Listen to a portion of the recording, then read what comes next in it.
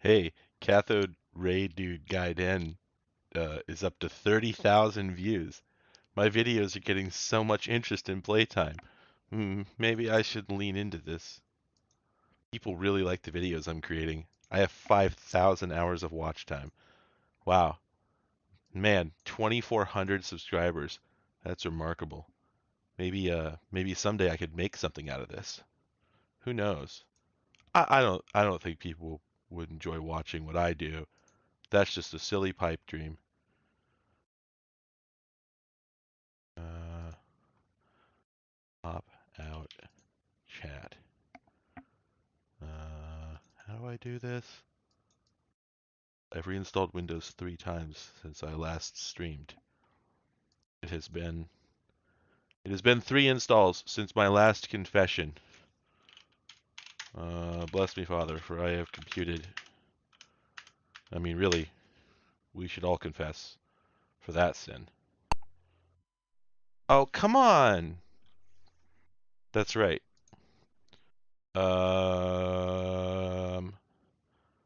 I was gonna stream the other day, but then every single game that I put into this all just blew up.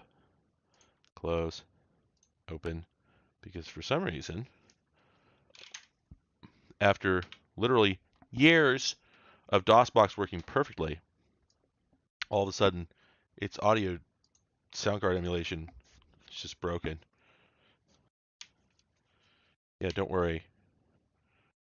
Don't worry, I'm going to position my steering wheel carefully. Well, That that doesn't look like it's working. You know, actually another funny thing here is that image is cropped, isn't it? Hang on, let me transform, uh, edit. Oh yeah, look at that. There we go. There we go. That's the whole picture. That's what we're looking for. But what's with this?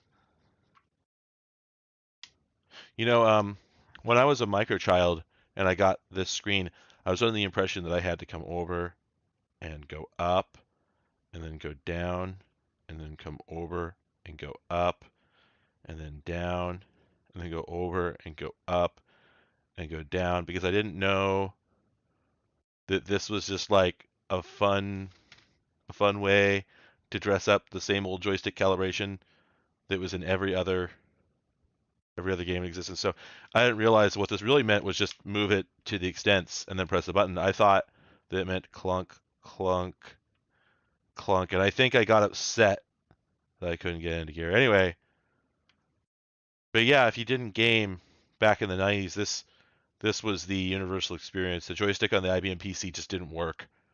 This is exactly what it looked like. I don't know if the stream is showing you this, but it's just popping back and forth. Let me put DOSBox in what do they call it? Timed mode. I'm gonna put DOSBox in timeout. You know the best part, are we even gonna have sound? Oh hell yeah. There we go. Whoops, sorry. That was louder than I intended. And for some reason my volume control on my keyboard isn't working. So you can't blame me. Anyway, welcome to another wonderful game from Electronics Arts. EA Sports. It's in the Road and Track Control Central.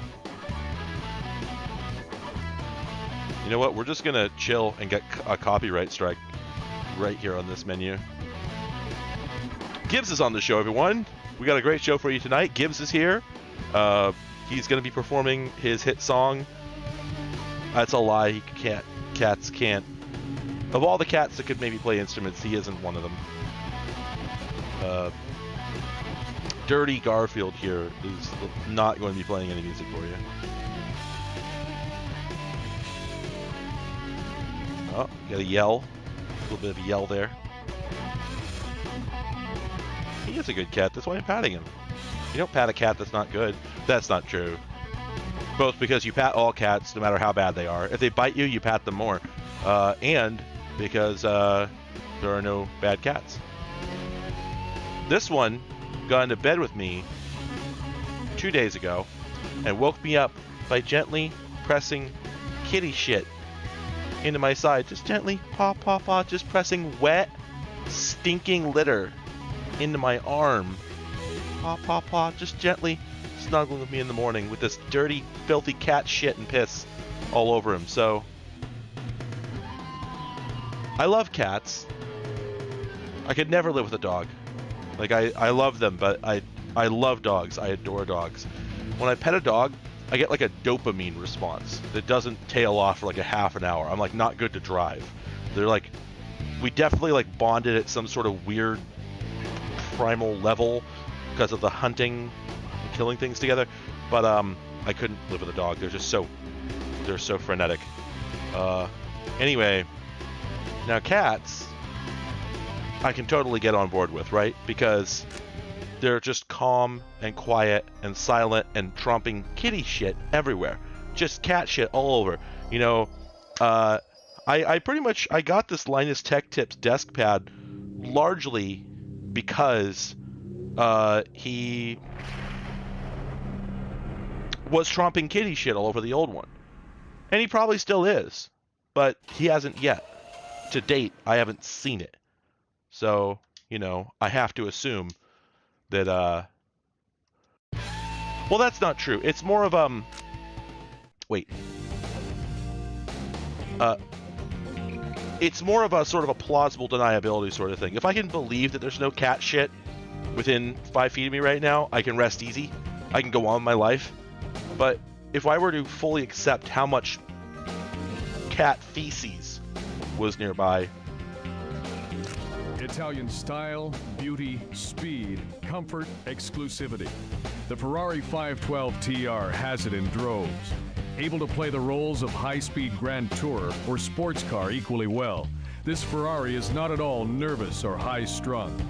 Its 421 horsepower flat 12 is the epitome of tractability. And one look at those huge body-side ducts lined with the strakes that have graced the Testarossa since 1984. this thing has a flat 12? Configuration readily apparent. Really? I didn't know that. I gotta admit. Alright, well. Wait, can't I? Oh, there we go. A direct descendant of the sharp-edged Countach that practically coined the term exotic, the Lamborghini Diablo retains the mid-mounted 4-cam V12, swing-up doors, and all the excitement of the original in a more rounded, smoothed-over form. Look closely and you'll see slightly larger engine air intakes and brake ducts. Oh, do you notice the engine air intakes? They're larger than usual. That's how you know that it's a VT. Never before has a Lamborghini put its power to the ground so efficiently.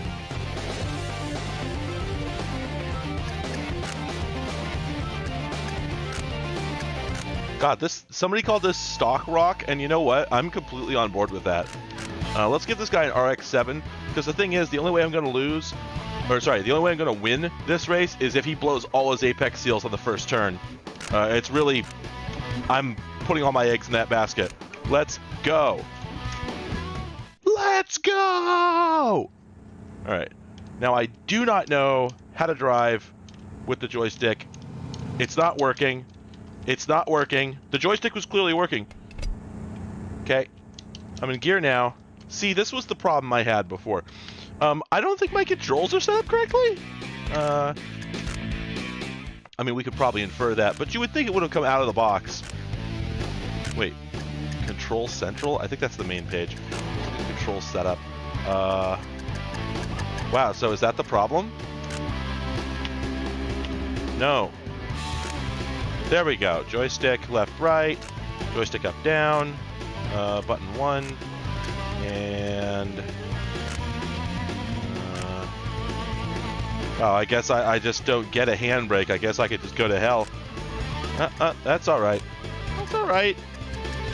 Alright. Let's try this again. Alright. Rusty, busty, dusty springs. Let's go. No, I didn't think you did. No, absolutely not. Yeah, there we go. Yeah, you hear the peeling out there? That's how you know we got traction. The peeling is us punishing the road for having the indignity to be beneath us.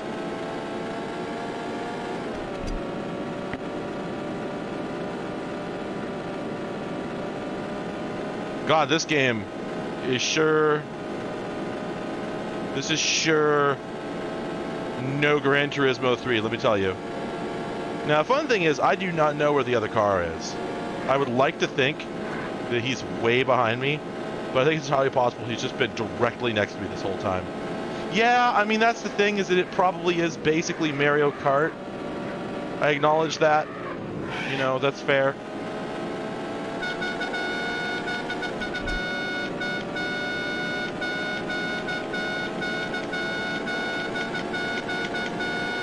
Alright, there we go. I did see him in my rear view while I was playing a desynced version of the Imperial March from Star Wars on my horn. Have you seen my Funko Pop collection? I got over 1,200 of these little bastards. Someday I will be rich.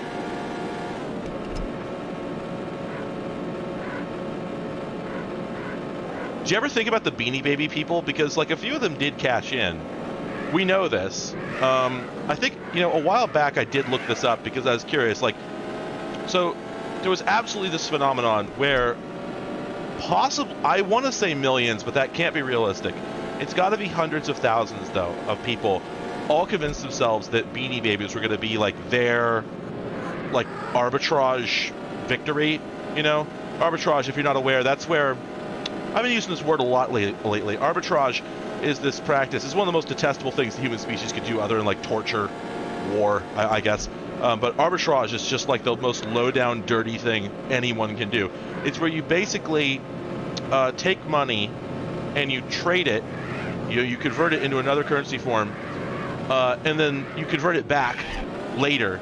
And because of fluctuations in exchange rate, you make money. It's basically the highest form of capitalism because you make money, by doing nothing. It's literally nothing. And the beauty of it, what makes arbitrage really gorgeous, like from a philosophical perspective, is that normally in capitalism, you've got things like commodities trading where you take money and you turn it into something that you don't care about, and you don't care whether it ever gets used because you're a ghoul. You're like a flesh golem with a suit. So you turn it into coal or into gold or silicon or mercury or lithium or whatever, and then you turn that back into money. And you know, somewhere in the process, you commit some sort of heinous immorality that will condemn you to hell for all eternity, and that causes you to make more money than you deserve through doing nothing. But you're still in some way touching a product, something that in some way changes a human life for the better eventually, or for the worse. I mean, in the case of like tobacco, right? But at some point, somehow, you know, you're touching material goods. The beauty of arbitrage, you're touching nothing. It's all money. It's all money all the way, right? And money is fake. Money's not real. Money is it's not even a byproduct of economy, which is the act of human beings giving each other stuff that they need, while, you know, in return for stuff that they need, right? Money is basically a story we tell each other about those things that we're trading. So arbitrage is beautiful because you're getting this thing that could be exchanged for goods and services, Homer Simpson voice, while at no point actually getting involved with those goods and services whatsoever. So it's just basically the most ghoulish thing that you could possibly do. And yes, Bitcoin is entirely arbitrage. The entire thing is arbitrage. The whole thing. This, like, nobody talks about this in these terms. I always find it kind of amazing. But yeah, the entire concept, literally the entire thing that everyone's always talking about is exchange rates, exchange rates, exchange rates. So it's just like it's just millions and millions and millions of goons engaging in the most dastardly Wall Street, Gordon Gekko bullshit imaginable, because this is what we get. This is what we get for a century of normalizing this and telling each other that what Wall Street does, what the stock market does, what commodities, futures, and God forbid what the godforsaken, you know, I can't remember the name, but the people who exchange money for money, normalizing all that stuff resulted in, like, we could have predicted this, right? The gray goo telephone game effect that decades and decades and decades down the line, we would have people who forgot that all this was supposed to be for making something. At some point, you were supposed to produce a service or a good. You were supposed to actually make a material product. The purpose of the stock market was not to move money around and somehow make more money. The whole point of the goddamn thing was to spur the creation of new businesses and enable the furtherance of existing ones. But we got people who got so tied up in the in-between that eventually they were just trading money for money and none of it meant anything. And that became so absolutely ludicrous. It's reached such a completely absurd fever pitch that now we've got people who are simply skipping the middleman, who's skipping the middleman, skipping the middleman, skipping the middleman, and that's Bitcoin. You can clip that.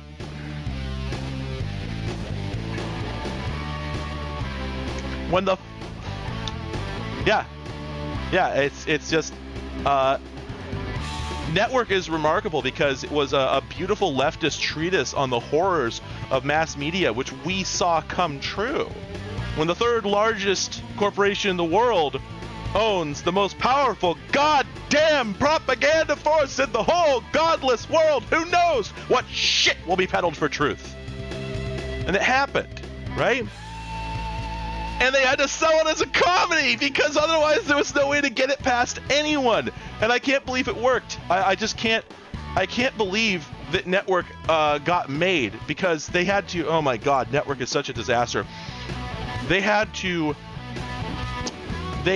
produce a movie that was about 13 minutes of leftist screeds that were obviously the intent of the actual like writers, directors, etc. The people. There's no way that I forgot his name. Had 3 Moscow Mules. There's no way that the Howard Beale's rants were not verbatim something that some, long hair of the time like myself. I used to have hair down to here. I get to use that term. Concocted, in his own notebooks, right? That verbatim. That's stuff that somebody wrote. And then they went to some Hollywood director they knew, they were friends with, and smoked weed with back when that was still largely illegal, unless you were in power. And he said, hey man, we should make this a movie. And the guy said, this will never see a theater screen unless... And then they called it a comedy. There's not a single funny moment in the entire movie. It's incredible. There's like the cover of the movie says it's a comedy. Not a single joke. Nothing that can make you laugh. The whole thing is just depressing. Just You've got a crushing. top 10 time for this track. Oh, outstanding. I beat Roadhog, but still get my ass kicked by Jaybird. Anyway, and then they had to tack on a romance plot that's like the most depressing, like a sort of kind of All in the Family meets Married with Children meets I don't even know what, some Quentin Tarantino movie. Just the movie's a slog. It's it's effort to watch every single second of it except the moments that Howard Beale is doing his thing. If you cut it down, you just have something that would do really, really well at Sundance. So I understand why they ensconced it in this envelope of bullshit. And it seems kind of ironic that, a movie that's so firmly about bullshit had to do that in order to get made.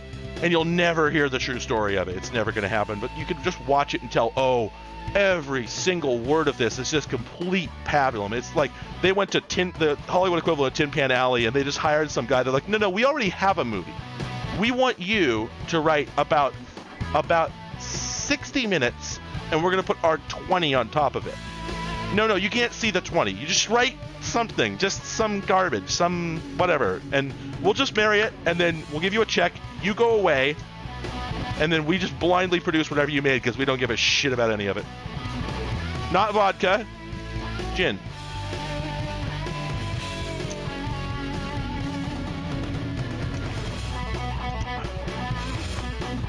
Well, Vesu, a point that I'll make about that is that that movie was interesting because sorry, one moment.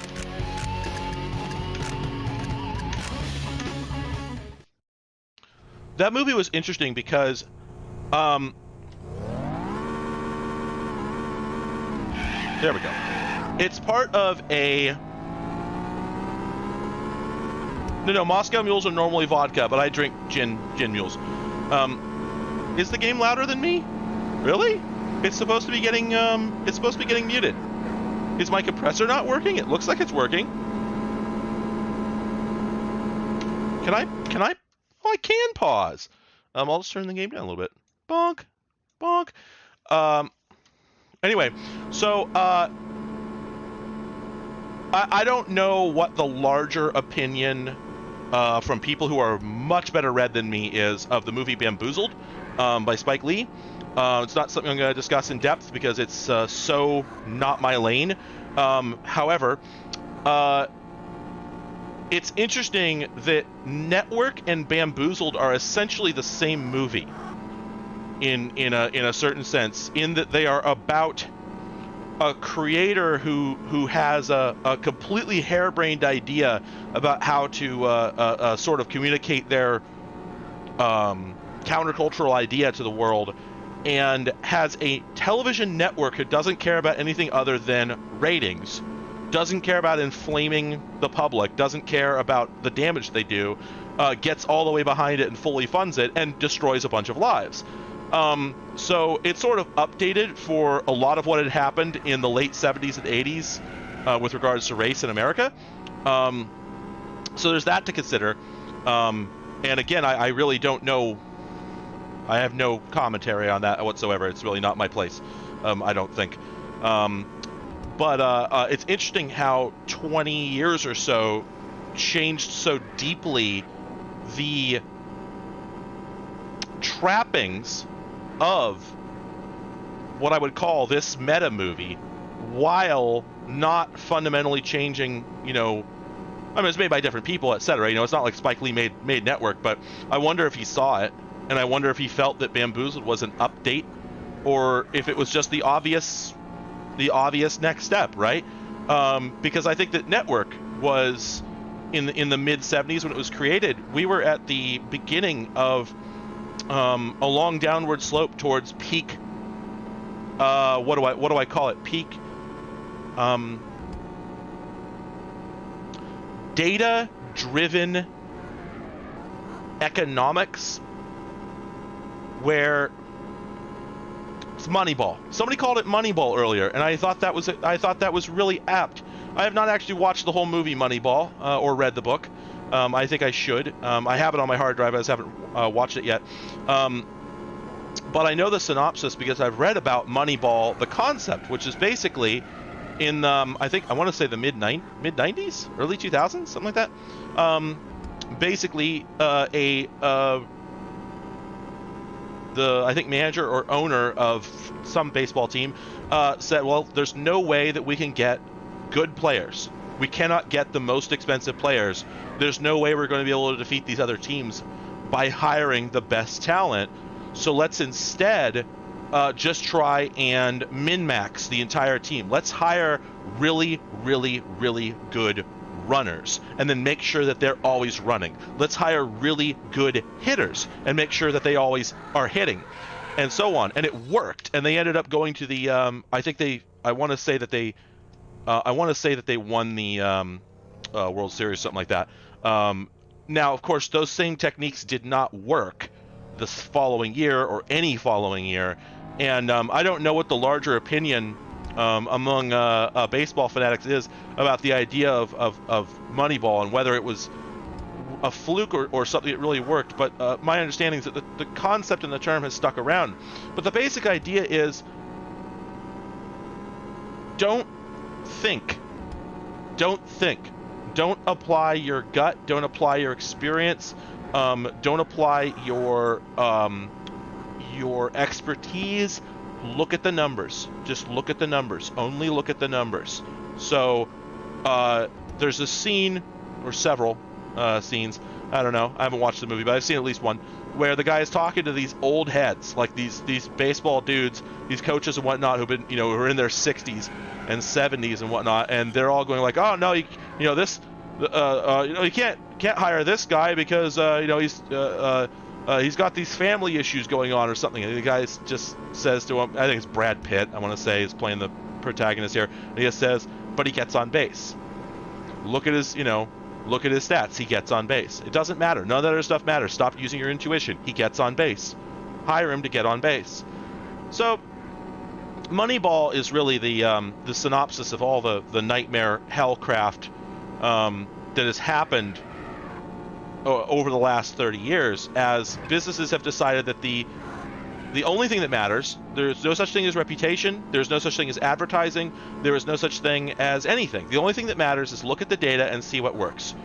See what gets money in our pockets. And it doesn't matter how embarrassing it is. Basically, it is it's AI-driven industry in the sense that computers are used to compile the data. And then the decisions are made by simply looking at the data and taking a binary choice based on the outcome of it. So it's no different than a neural network. All businesses are essentially run by neural networks now. Sony is a neural network. In the same way that Deep Dream is told, make a dog. And then every time it sees an image that makes it think dog, it simply intensifies that image and tries to get more images like it. That's all businesses now. All businesses simply say, what will make money go up? And as we've seen with artificial intelligence experiments in the last 5 to 10 years, when you tell an AI, make this number go up, and you check back a week later, you find the number's gone up, but then you see the trail of destruction it's left. You see that it has left this horrifying wake, this cataclysmic wake of scorched earth in its path. You ask, how did it get here? And you discover that when you told it to cross the room, it looked at its options and said, well, building a rocket engine will get me across the room the fastest. And it didn't care that building the rocket engine destroyed everything behind it.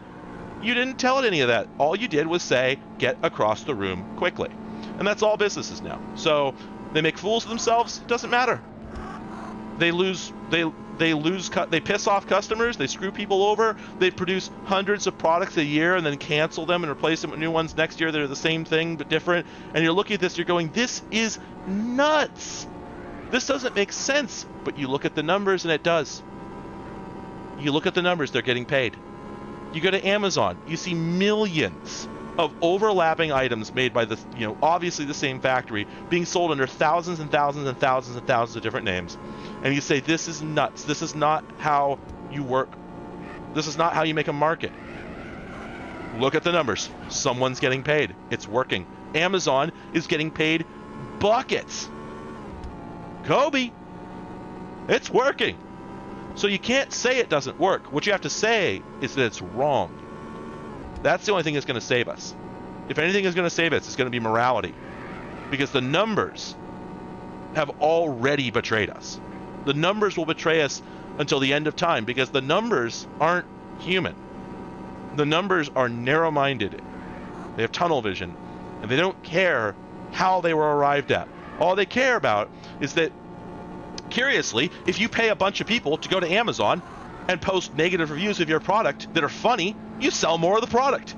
Okay, the new thing is that all products on Amazon are going to have 0-star reviews across the board.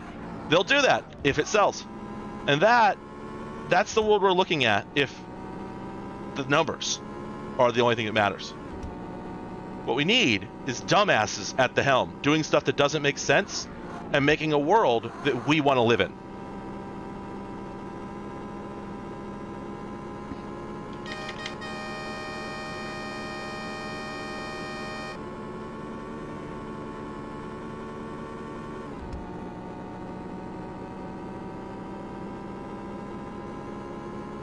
Time! Wait, why is it not time? What's going on? Wasn't that the finish line?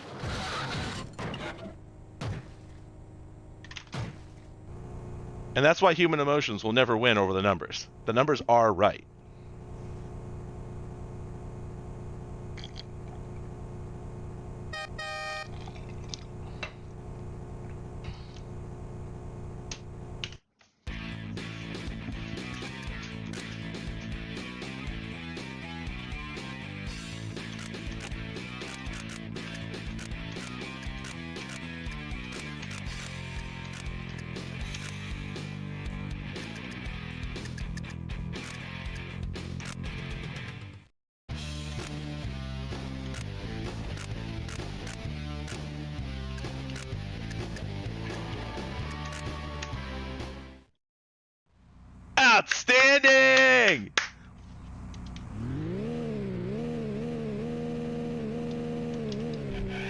I couldn't get in gear. Can we get a do-over? Hang on.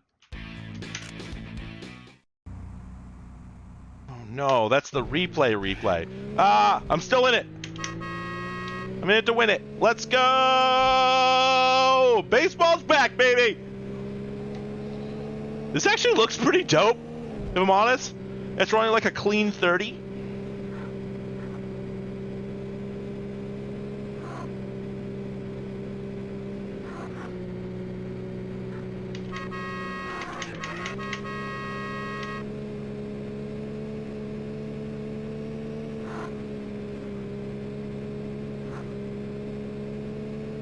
You know, honestly, this thing drives like a dream. Wait, is it really? I can get a copy of Road and Track? Yeah, so I think it's really funny that the Need for Speed was originally, I guess it was, I don't know, sponsored? By, hey, wait a minute, hang on. Why aren't we in a little window right now? What? Wait, what's going on? Why aren't we in a window? Oh, interesting. It considers the inside of the car to be full screen no matter what. But look at this though. Look at this. With the soft little drop shadow and the like granite background, and then the sort of the artistic placement of the speedometer or the tack over on the side. Like, this is art, baby. This is art. And honestly, this Porsche, I'm being sold. Did I take the Porsche? Shit, I thought I took the Supra. But that's gotta be a Porsche. It's got hips. It's got that ass. Dump track. Back it up, baby. Beep, beep, beep, beep, beep, beep, beep.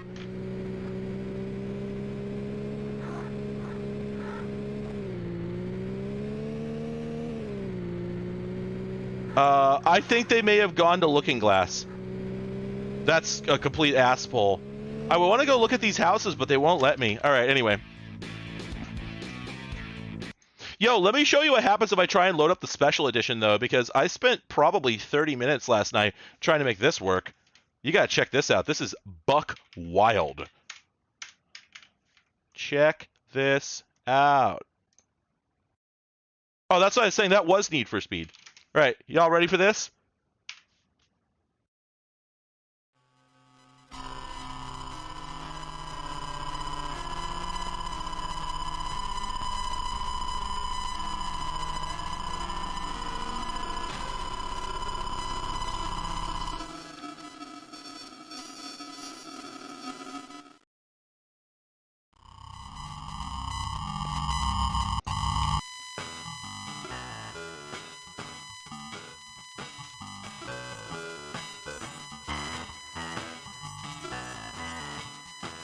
Don't know why it's doing this.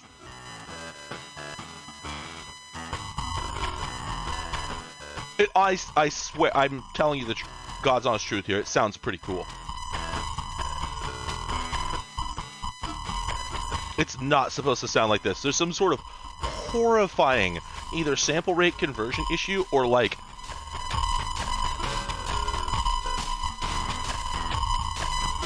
I don't know. It's like it's like there's a sort of there's like an Indianness error.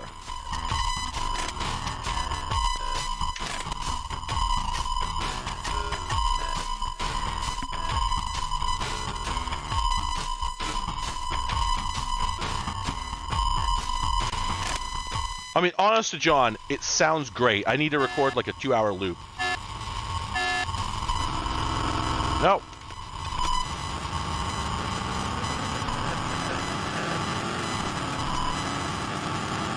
Sorry about the volume. We'll be done in a second, but just come on.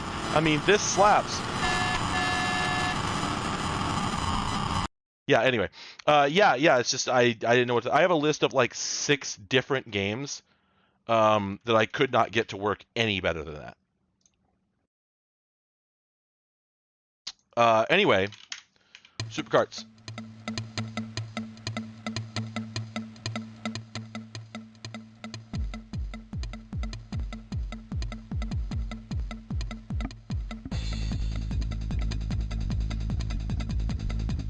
I need that little kid from Call of Duty. I need his fireworks pyrotechnic shooter.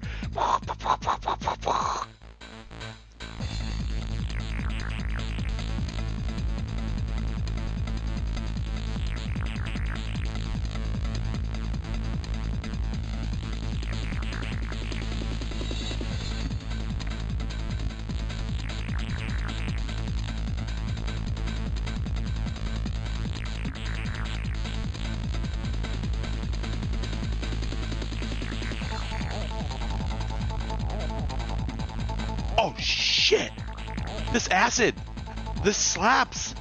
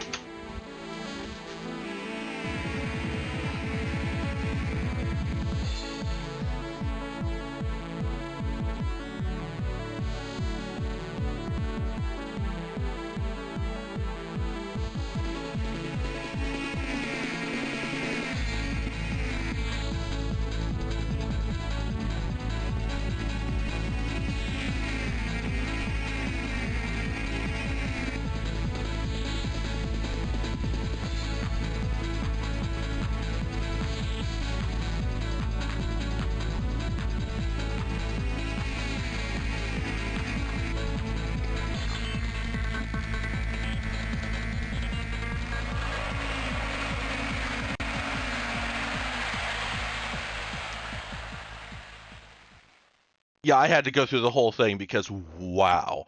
Wow. Whoa. That went way hard. I hadn't heard the music in this before because it wasn't working the last time I ran DOSBox. So, Chef Kiss. Whoa, whoa, wait, who was he? Who was that man, though? I want to know more about that Gorblin. By the way, yes, if you're seeing the flickering, it looks like that here, and it always does every time I run it. It's, again, Chef Kiss. No, I haven't. And, okay, I need sound off of the chat. Smash that F if you are seeing this menu flicker. Because I don't know if it's coming through, but wow.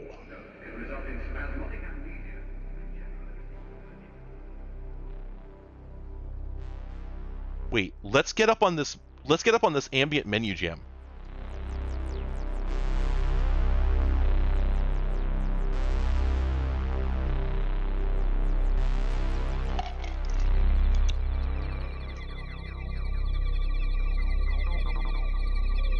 Whoa, here it comes.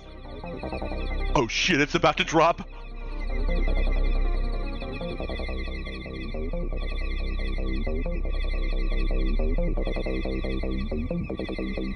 Why is the music so good?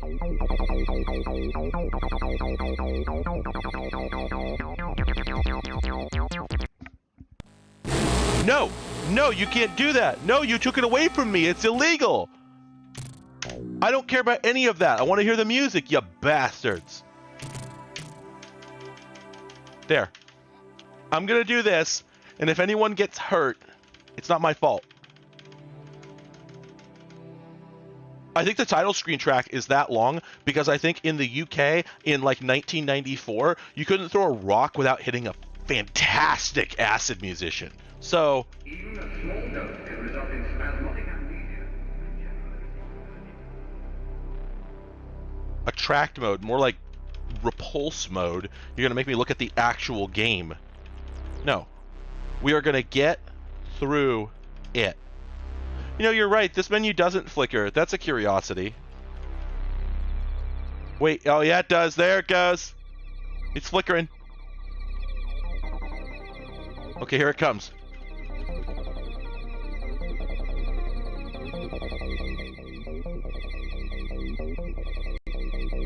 I would crank it, but I have a limiter on channel 1.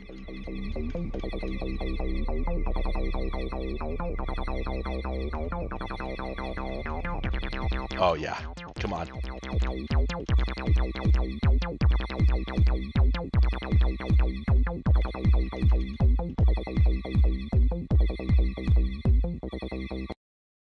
No! No!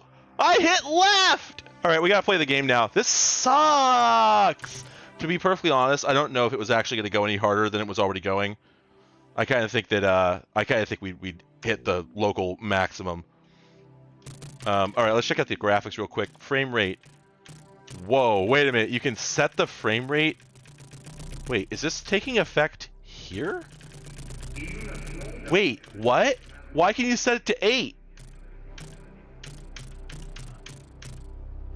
Oh, hell yeah, we want that large tilt. Y'all want that large tilt. Atmosphere on. Let's go. Let's get at it. Which of these guys whose faces you can't see do you want to... Actually, we'll be Katie. Alright, yeah. Alright, let's go. Let's go! Oh, that's right. It's British, so it doesn't use the arrow keys. You have to steer using comma and period, and you accelerate using A and Z. Anyway, so when we talk about tilt in the settings, notice that the screen is tilting when I turn. And if I'm yelling, that's because, holy crap, this game is loud. Okay, apparently I'm in turbo now.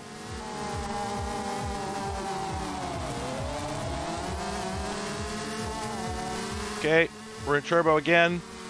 So yeah, this is like Mario Kart if it was a super scalar game.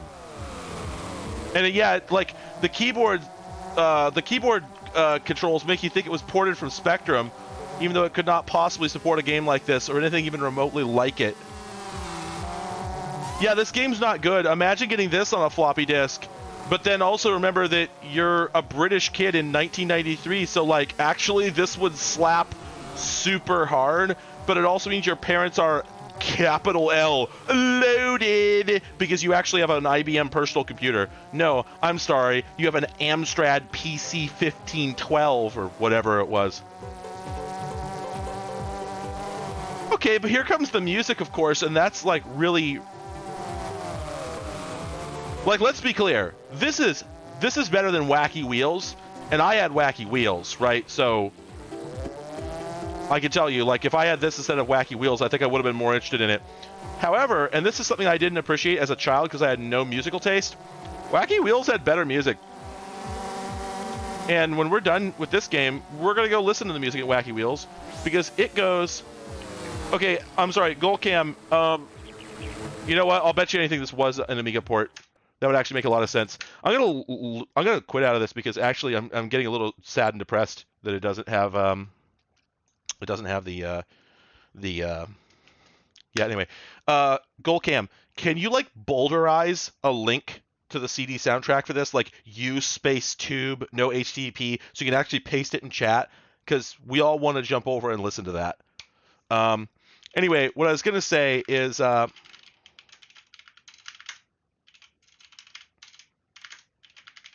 there we go, W Wheels. What I was going to say is the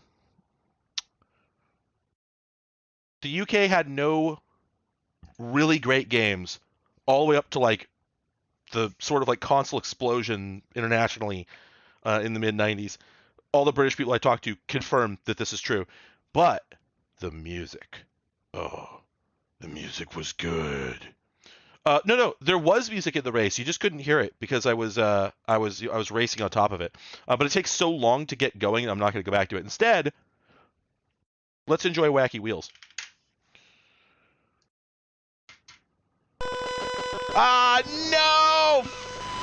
No! Crap! What's going on with my sound card? No!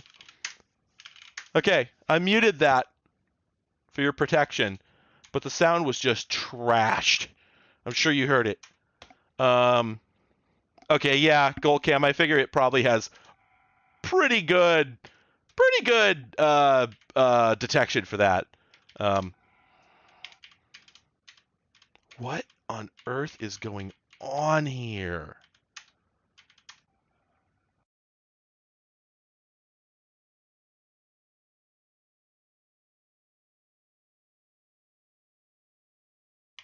Okay, I might have something here in a moment. What was that? Was that General MIDI? No. What was that? Ultrasound? Wait. No. What's going on here?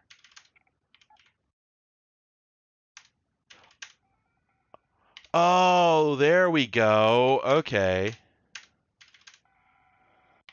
Oh, it's the sound blaster that's not working. Gross.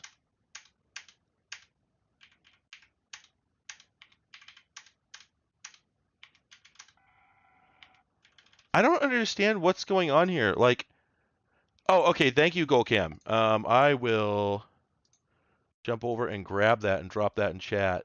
Outstanding. Yeah, everyone, this is like probably one of the more pleasant things I've ever heard in a video game. So I'm here for it. The Discord is for patrons only, unfortunately. So, or I should say, fortunately, only cost you a couple bucks. Um, anyway, give me just a hot second. I need to take one more look and see if I can figure out what in the hell is going on with my sound in DOSBox. It's so weird. It was working perfectly for eons. I mean, just millennia. It was working perfectly, and then I don't know what happened, but just I fired it up recently, and no, no way. Um, anyway, but yeah, I put the link there in chat for anybody who wants to go enjoy that music. Absolutely, just man, I'm still staggered. Chef kiss. Yeah, I'm looking at this and it's just nothing's making sense. Well, I'll tell you what. Let's turn on the Gravis ultrasound, and then restart DOSBox. What's going to happen here is I'm going to forget to turn the audio back on for y'all once I actually get the game going. So bear with me.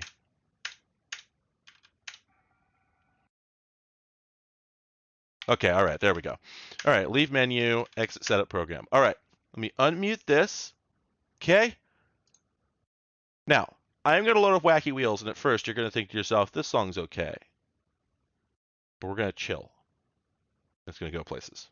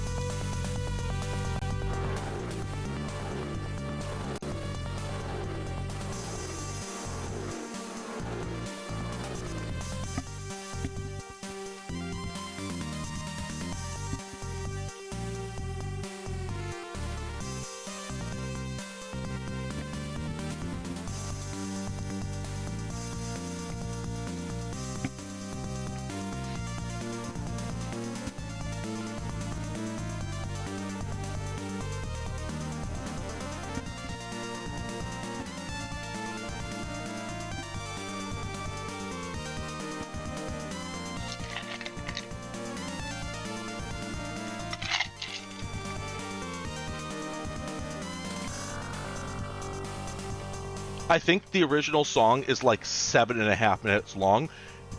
And this is a chorus, and it's about to go again.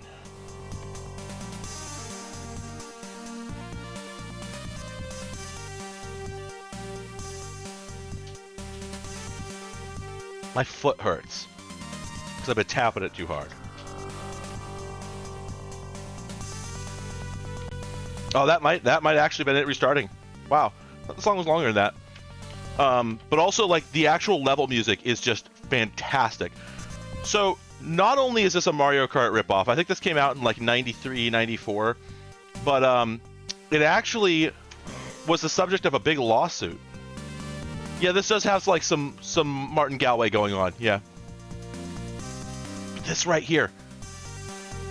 I just, like, the ride symbol, the mastery of the ride symbol is, like, Beastie Boys grade. Look this song up on YouTube. Look up the whole soundtrack to this game on YouTube.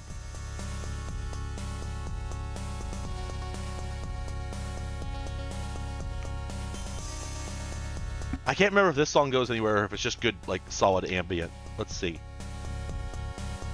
So what happened was Wacky Wheels came out, And then a company that I think was involved in either licensing, publishing, or developing it, I don't remember, stole the code, stole the art, filed off the serial numbers, renamed it, and re-released it. Just blatantly. It was incredible. All right, let's see if the music here is what I'm thinking of.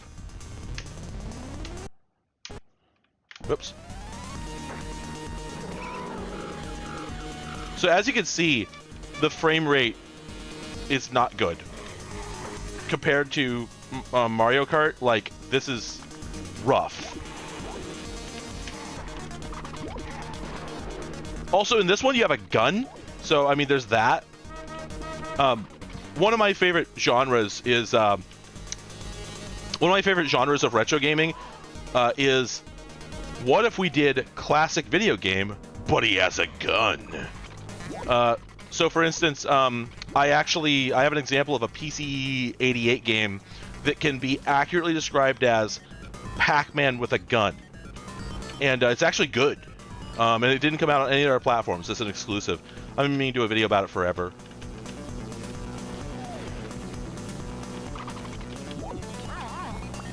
In my current state, I could just ask Jeremy Parrish if he minds if I do a Gintendo about it. Anyway, yeah, this is not really a good game. Now let's see, is it the second race that has the good music? That ride symbol, right? You gotta get ride with God. Ah, shit!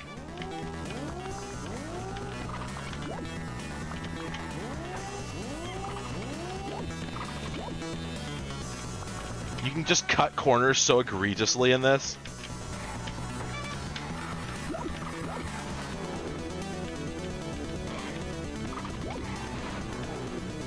I wonder if this was British, now that I think about it. Like, what with the toilet humor and, like, one of the hedgehogs you pick up, by the way, they look different, but they're all the same. They're all just ammo for your primary gun, all the hedgehogs. But one of them is a flasher, which was like a huge joke in the 90s. Like, God, like, showing your dick to people who didn't want to see it was such a joke in the 90s. I don't know why. I feel like Adam Sandler must have in some way been responsible.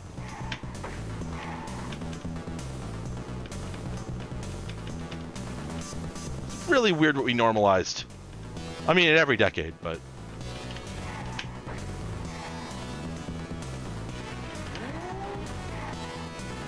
Also, wow, this game's not hard when you're not 7 years old. Let me tell you that. This is probably like the hardest I've played this game in 20 years. But you know what's going harder than my gameplay? This music! Because it is good. It's not... There's an even better song in here somewhere. I can't remember.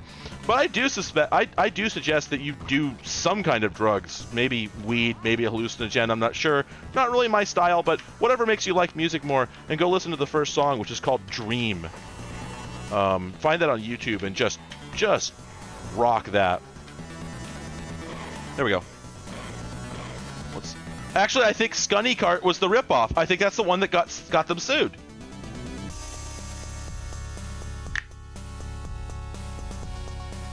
Well, no, I'm just saying that toilet humor plus everything else feels like a British thing, even in this era.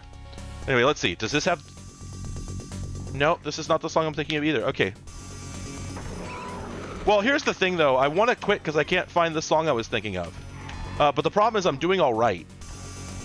However, I am playing on the 50cc mode, so... And this game's not good, so, like... It's basically like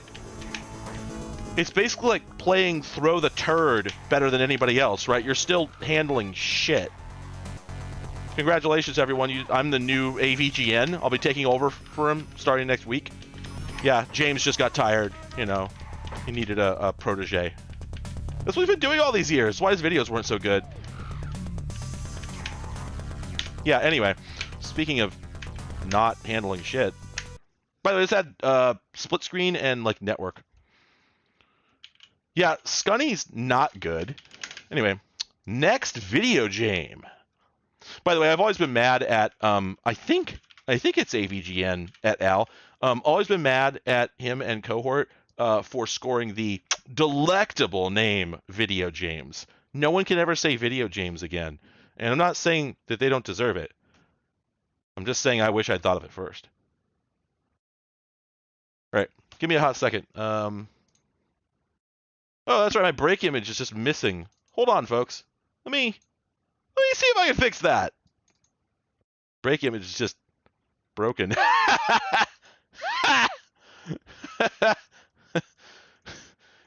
you get it? Because it's not homonyms. Yeah, Beavis soft. That's right. Um, so I'll tell you. I might have been thinking of Board James. Actually, I might have been thinking of Board James. It's still a brilliant name. Basically making any joke where you say games as James, you're you're just copying it from that guy. That's what I'm saying. Um, okay, so let me arrange this folder by type. What was the other thing I was going to say? Beavis Soft. Okay, that reminds me that if you haven't ever heard the story behind where Boomhauer's voice comes from in King of the Hill, you should go look it up on YouTube. Just look up Boomhauer voice origin, because there's just an absolute Pissed sucks. I had it on compact disc back in the day. I think I loaded it up for 5 seconds and said this is stupid and threw it away. Anyway, uh, uh, the the history of Boomhauer's voice on King of the Hill was apparently this like total weirdo who kept calling. I don't know what number like he kept calling the producers of Beavis and Butthead, so Mike Judge, etc. But I can't figure out why would he have their number? Like, how did that happen? Maybe it was the 90s, like it was a wild time, so maybe like they published the number and said, hey, come and call it, like viewer interaction, whatever. But it was a Wild West time, right? MTV existed. Anyway, but basically they had this guy who kept calling and leaving these long rambling voicemails, and he sounded exactly like Boomhauer, and he had like very confusing ideas about what Beavis and Butthead was. Like he was very upset by Beavis and Butthead, but he clearly did not really clearly understand what the show was. So he couldn't even make sense of what he was complaining about. But specifically, the thing that they stuck on is that for some reason he thought the show was called Porky's Butthole. Like that part was very clear. I don't remember if there's a recording. I think there's actually a recording where you could definitely hear that that's what he's saying. He's saying Porky's Butthole, and just this happened repeatedly. He kept calling and referring to it as that dang old Porky's butthole, and you wonder, how do you make it there from here? And he probably was. It's probably one of those cases where you dug it a little bit, you go, oh, this is actually kind of a tragic figure. We shouldn't be making fun of him. But the beauty of not knowing everything about the world, you know. I'm going to quickly change the color of my GE Sync lights and then go grab myself a drink. Because I ain't had enough yet, apparently. Ooh, oh, that blue is pleasant. Maybe you'll see it when I return. BRB. It is verbatim. It is a Cowboy Kim situation. It is absolutely a Cowboy Kim situation. Yes, John Goodman has been asked about Pissed. I believe he said it was a paycheck. Yeah, this I have a super show. This is my business hat, etc. It's a Cowboy Kim situation. BRB.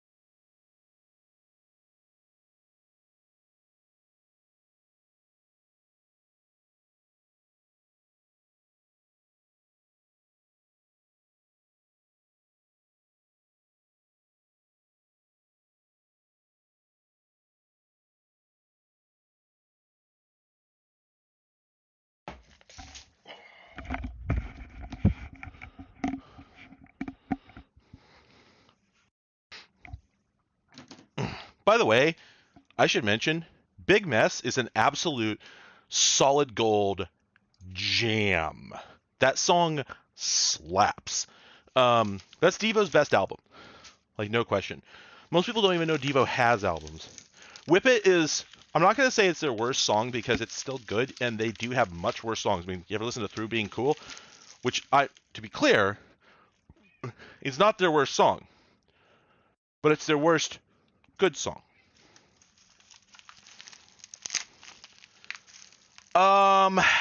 Okay, how random are they at a note? Are we talking about, are we talking about, like, you literally know nothing about them? Actually, you know what? I'm just gonna say buy it. Buy it. I think it's a good idea. Smooth Noodle Maps. I have not listened to the entirety of it, partially because it's not readily available on any streaming services. And sorry, but that's where I get most of my music right now. But the thing is, it does have one track on it, which is an absolute banger. Oh, Testes. Nice. You don't usually get them on the Electronic Bay. I assume that's weird. Maybe you're on Bai. Maybe the NADs are more normally included at that time, at that place. Anyway, but just a moment. Let's just real quick. Hey, Gibbs.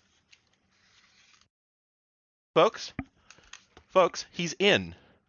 Do you see? He's in at this time. How you doing? There he is. I looked over and he was in, and I decided to just bring him over here to visit. All right, now he's down. Anyway, but yeah,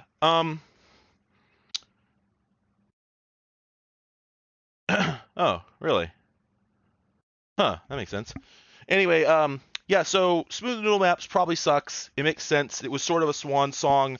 I think the argument can be made that Something for Everybody, I think, was that the name of their last album? Or anyway, I think it was the name of the album, not just a song, but I thought that it had several solid bangers on it, but they do come off as a little bit.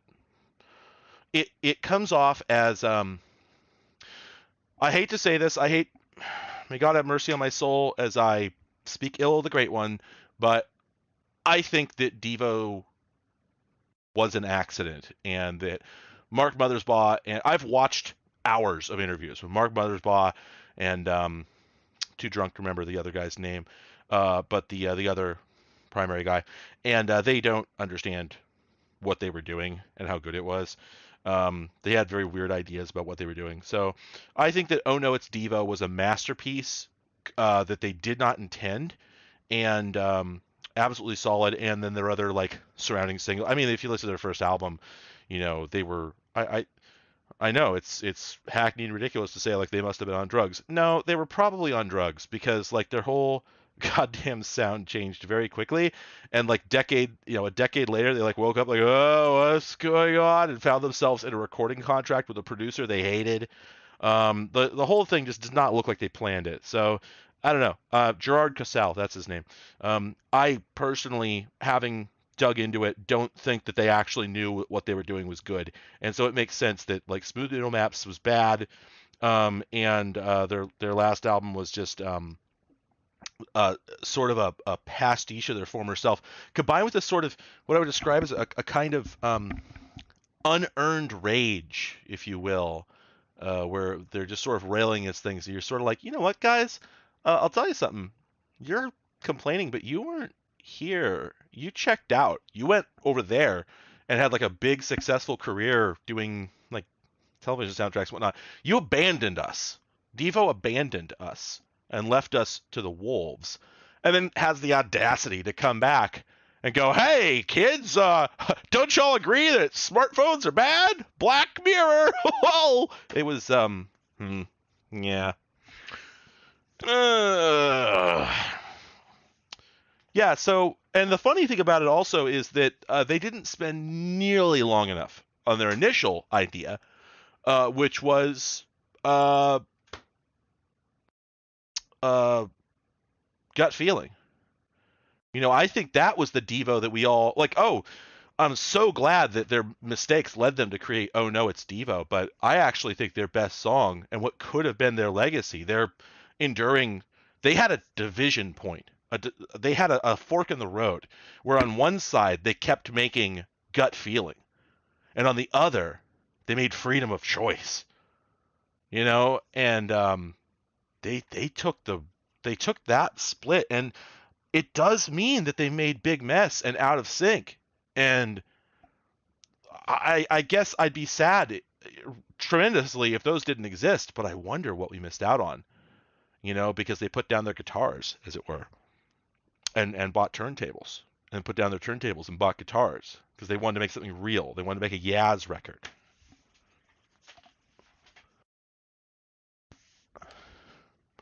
I mean, I think we can all agree that Devo lost their edge.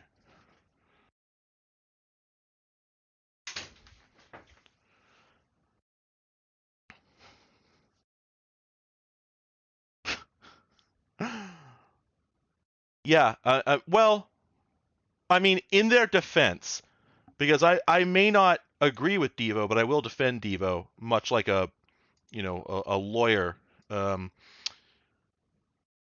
I have read about it, and apparently they got ostensibly they got involved with a big name producer. I can't remember who just it was the guy who worked on the Cars, I think, and they just hated what he was doing. Just like, no, this isn't what we want at all, and for some reason just couldn't get rid of him. I don't know what the whole story is there. Anyway, I just you may have seen I ripped open an envelope there. I've received some mail. Let's see what that is. It's Baldur's Gate, Disc 1, Disc 2, Disc 3, Disc 4, and Disc 5. And I have one observation to make. They're in order. Out of the envelope, they were in order. Yeah, that doesn't happen by accident. No, Rick Ocasek was in the band, but yeah, Roy Thomas Baker, I think, might be who I'm thinking of, who produced for. I actually haven't heard the hardcore albums, but truth be told, I probably wouldn't enjoy them because I'm not actually. I'm sorry, I'm a bad punk. I'm not into hardcore. Yeah. More of a, honestly, more of a '90s kind of, not like pop punk slash whatever. Oh, geez, come on. What's the name of the band? I just had them in my head. One moment. Oh my God.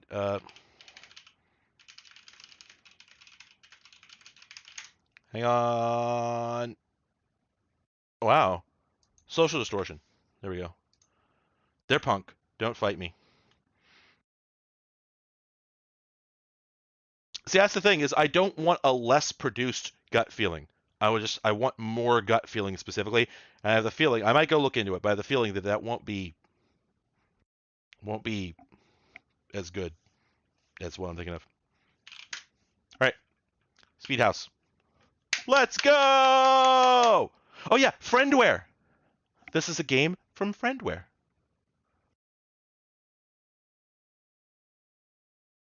I'll bet we're supposed to have sound right now. Oh, this is European as hell. This is a Cracktro. Wait, it has a Guess Who? This game's publisher intro is a Cracktro. Okay, who? Well,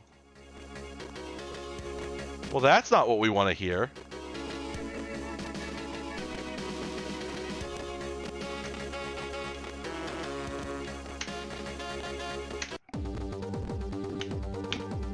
Oh, please don't distribute. Whoa! And then DOSBox closed. All right, sorry.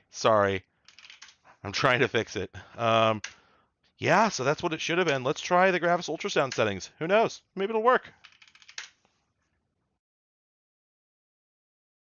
Friendware.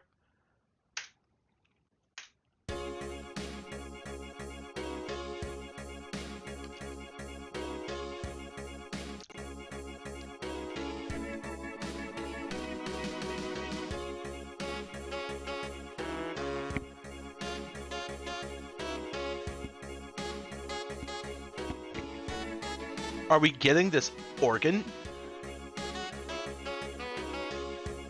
Leslie set to fast.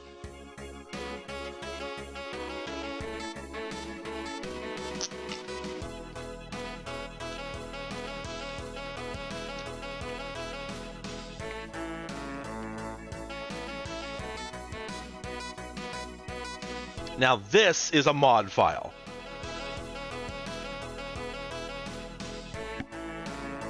You know what though? This slaps.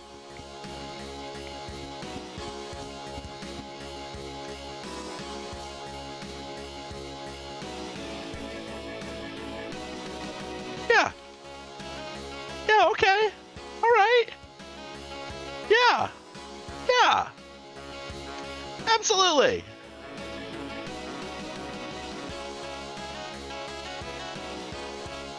Wasn't ready for that.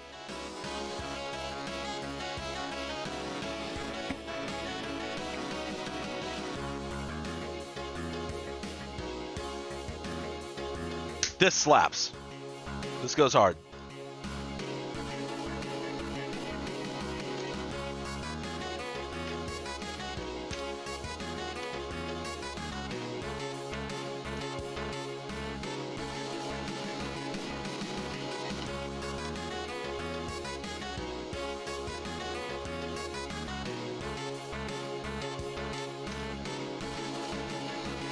It does feel like it's running slow.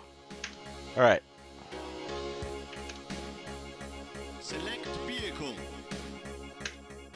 Start your engine. 3, 2, Whoa! 1, go!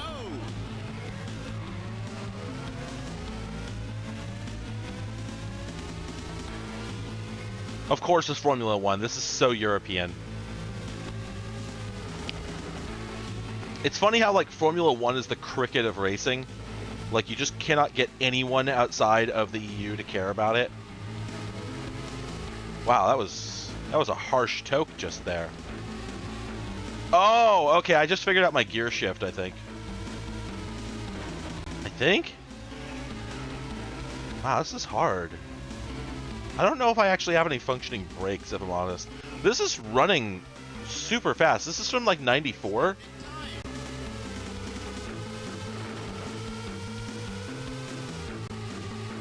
This music's good.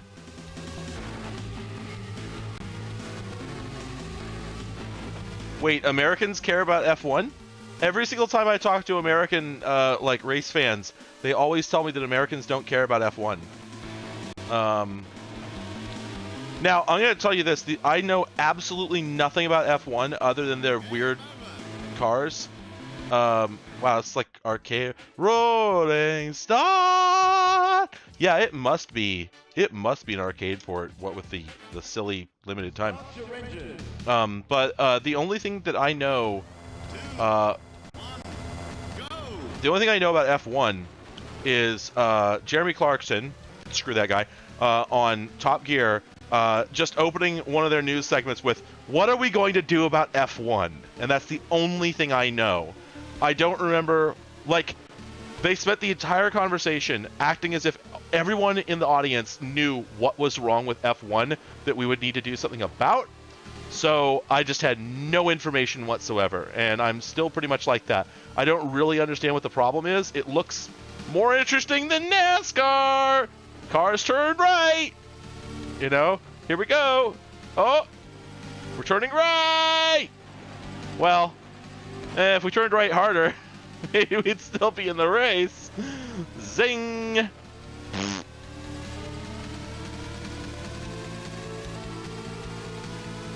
Yeah, this game is like trying very hard to be a thing that they saw. I was about to bail out of the race, and then that wah wah wah wah wah came in, and now I can't get this abort race dialogue to go away, so we're winging it. We're winging it. We're doing it. We're making it happen. We're doing it, bro.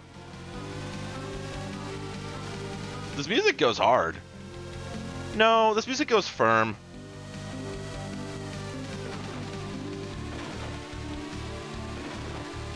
You know, I'm gonna say that I think that soft-boiled egg is a bullshit term, and they should have used a firm-boiled egg.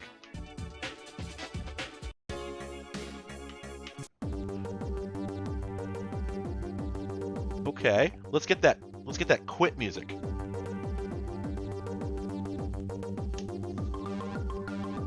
Whoa.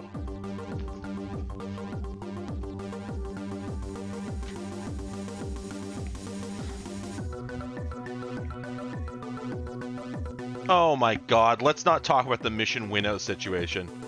Oh.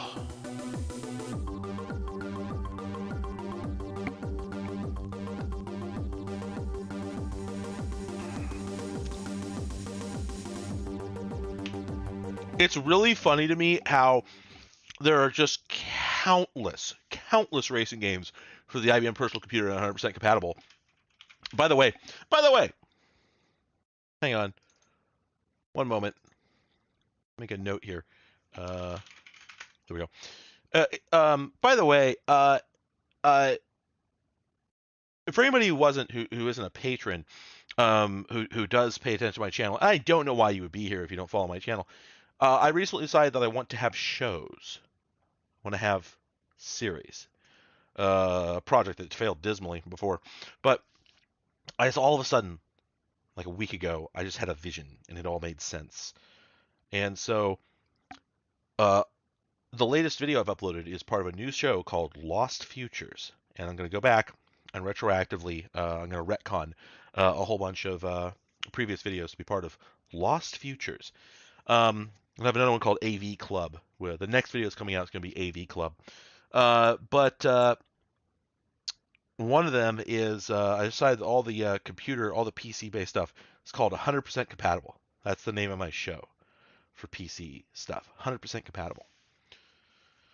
Like the Blue Disc series, yes, but less constrained. So it makes sense to actually keep doing it. It didn't make sense to keep doing it. Leave me alone. Leave me alone. Leave me alone. I did my best. Season 3 3/4. Anyway, what I was going to say before I remember that I was going to say that is it's really funny to me that despite it having been a motorsport many decades ago, and despite there being thousands of motorsport games for the IBM personal computer 100% compatible, as well as every other platform, there's just a paucity, is that how you pronounce that word, of rally games. There are so few.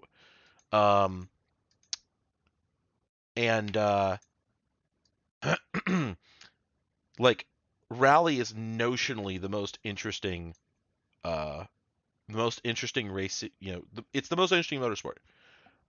You don't just go fast, you know, you go fast, you turn both directions, and you do it at a speed which is, if perhaps slower than other motorsports, faster than is recommended, right?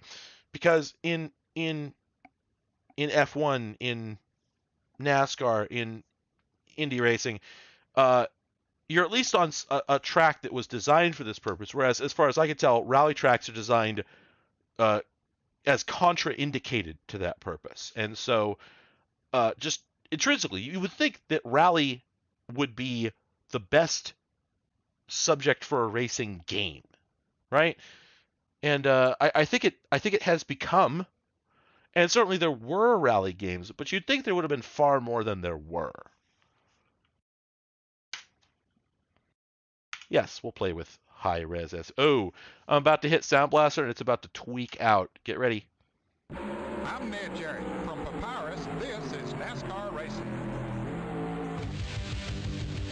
Yeah. Let's get that stock rock.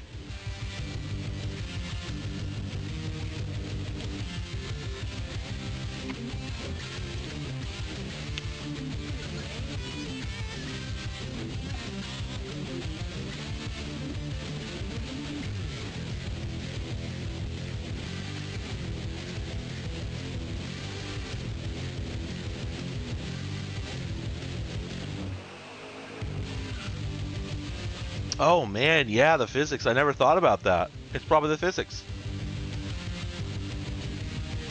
Wow. Yeah, what a good point.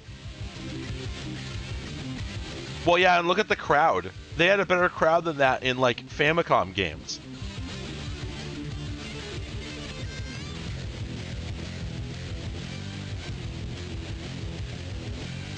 This stock rock is not as good as the previous stock rock. All right, well, we're already having the DOS gaming experience. I'm not touching anything, to be clear. This is the DOS gaming experience. Can we get into... Oh, it's even that bad, isn't it? Yeah, so, yep.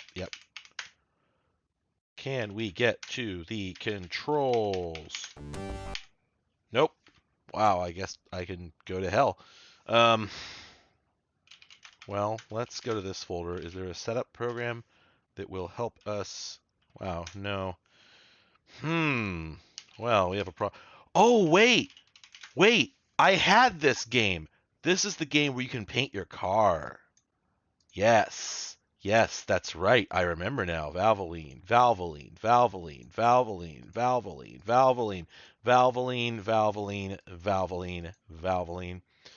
Right, and then let's just get the gadget there, and we're just gonna draw for 20. There we go. DOSBox input monitor. I'm not sure what you mean by that. Save. All right, there we go. All right. Yeah, I had this game. I know I had this game on account of I had that editor. Creative.exe? What would that be? Creative 64x480 mode. What? Matrox.exe. Oh wow, this came with a bunch of like custom versions for specific cards. Huh. PM Info 32. Wow, this came with so many like little programs. All right, well let's start this again, and let's Oh, there we go. Now we get the joystick calibration. Yeah. Yeah, look at this. This crap would happen on the real IBM PC. Do you see this? I never didn't have this. Now I know that DOSBox. Oh, I'm sorry. I see what you're saying. No, I don't. And the thing is, I know it's not the. This is an Xbox One controller. Like, there's nothing wrong with it. Okay, these are perfect. This works perfectly with everything else. The problem is that DOSBox's joystick implementation is wild. It's not perfect, and the best way to make this work would be to turn off the joystick, because it's never going to work correctly. So I'm just going to go ahead and do that because I want to get this done. I want to actually play this. I tried to play it earlier, and by the way, this is with my dead zone set to 80. I should be clear. So like, it's not going to get better than this. Let me try it one more time. But I changed the dead zone. Oh wow, it's actually, it's actually worse. So let me turn the dead zone down. Turn the dead zone down and see what that does.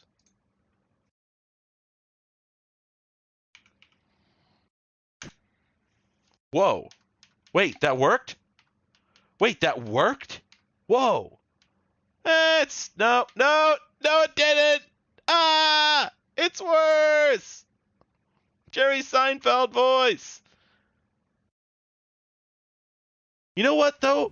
Actually, it's so much better that I wonder if it would actually work better if we started the game directly instead of through the run command, so we could get that that calibration, right? So let's try that. Oops.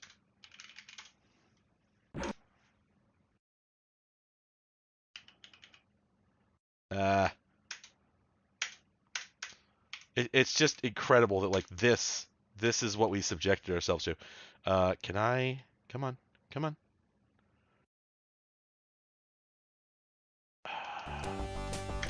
Dang it! How did I get it to? Didn't I get this to give me a?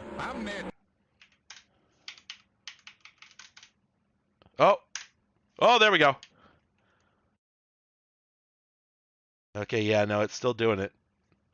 It's no better. All right. All right. Well, I said I was going to do it. I'm going to do it. Joystick type. None. No joystick. All right. But we are going to play with high-res SVGA. All right. What are our controls? Set controls. Left, right. Yep. Acceleration. Beep. Beep. Beep. Okay. It's interesting. It won't let you use a letter as your, What the hell's going on here? It won't take letters. It won't accept any letter. Oh, no, it just won't accept A. Oh, it won't take A for some reason. Weird. Huh. Conflicting controls. Oh, really? You don't have an over... Okay, whatever.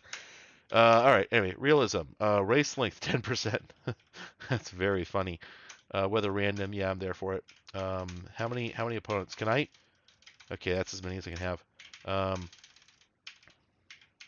Wow, wait. Hang on. You can control all of this? Really? Huh. Yes. Increase. Hell. No, well. Wow, that's good. You can set the minimum and maximum, and it's gonna, yeah, I think the joysticks are just a pair of timers. Thanks, Tailsaber. Thanks for joining. Let's get ready for some football. Why does it matter where you play? They're all the same damn track. Whoa! Oh, that's really unpleasant. God, that is ugly.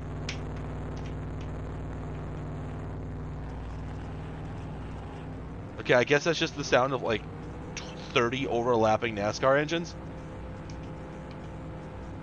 Anyway, yeah, here we are. NASCAR.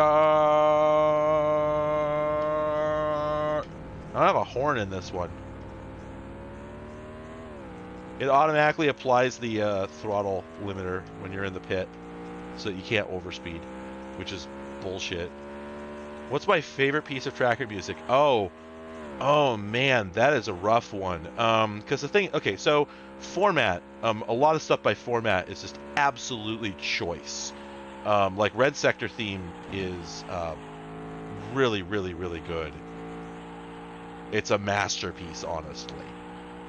But at the same time, there's a song called Jaunt that I originally found on some furry's website, who I won't name. Not because he was a furry, obviously, but because he sucked.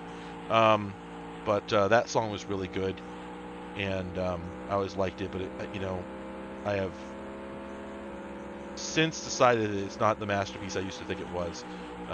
It's a little melodramatic, which, I mean, melodrama is good in music, but I don't know, it's just a bit much.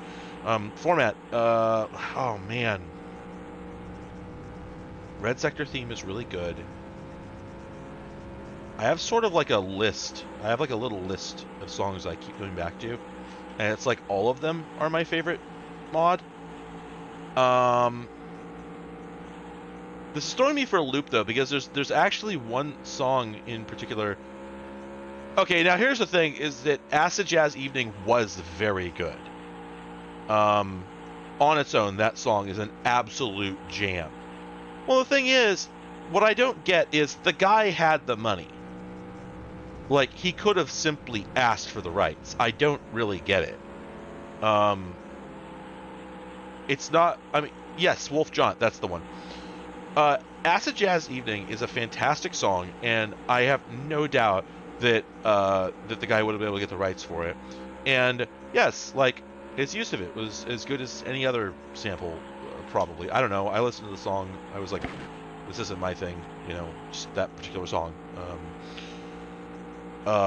So I thought, well, I don't know. I mean, I was a little prejudiced because I'd heard Acid Jazz Evening before, and it's a really good song, and it's hard for me to hear it in another context. And congratulations, everyone. Have you noticed that I haven't had anything to say about the race because it's NASCAR? Although I will admit that, from what I understand, this really does not resemble any NASCAR race that has ever happened. So, let's give it that. Anyway, yeah, having heard Acid Jazz Evening before, I think probably, yeah, I heard the thing about Crystal Castles as well. It was another case of like, well, I don't like their music anyway, so it's not really relevant to me. I have nothing to say about it, really.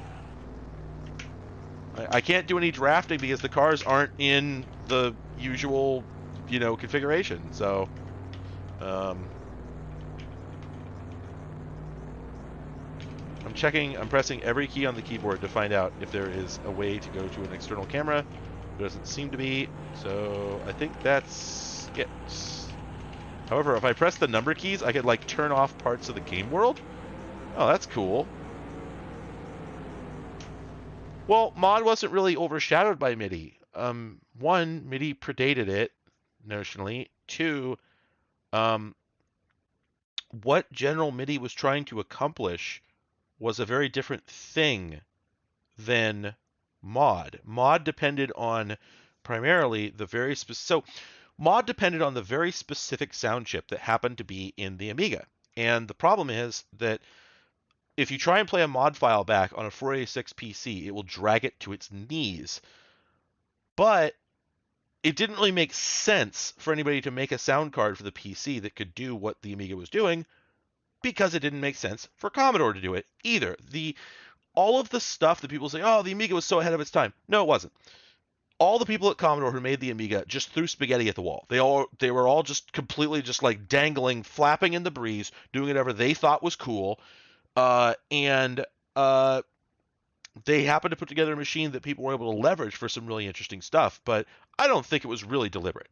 MIDI, on the other hand, was designed for the reality of almost all computing. And remember that the Atari ST, which was contemporary with these machines, also had no serious internal sound support, but what it did have was a built-in MIDI port. What were you supposed to do with that? Plug it into an external tone generator. Now, if we look at people who are not incredibly prissy, I think you find that everyone liked General MIDI better than Americans. Japan, as far as I can tell, never had any beef with what we consider the cheesiness of General MIDI. You walk into a lot of Japanese just like restaurants, and the music that's playing is apparently just like General MIDI over the Microsoft GM Wavetable SW synth, and it's been like this for ages. It does sound good. It just doesn't sound a particular way that we want it to sound. And uh, likewise, I think if you listen to a lot of like banda music, like Mexican music, Mexican pop, like if you go back and listen to like oh god, was it Ricky Martin? I think, and a lot of like pop music, um, from like the mid late '90s. If you critically listen to it, you're like, hey, this is like General MIDI. This is like, or not. This is like a Yamaha like Rumpler keyboard. This isn't like a $50,000 workstation, and it sounds great if you're not thinking critically about it. If you're not like being a stuck up about it. So um, my take is that General MIDI, um, two things. One, General MIDI was meant to enable you to play a song no matter what card you had, as long as that card implemented a specific subset of behaviors and instruments, which meant that you weren't locked into getting specifically a roll and sound canvas, for instance, right?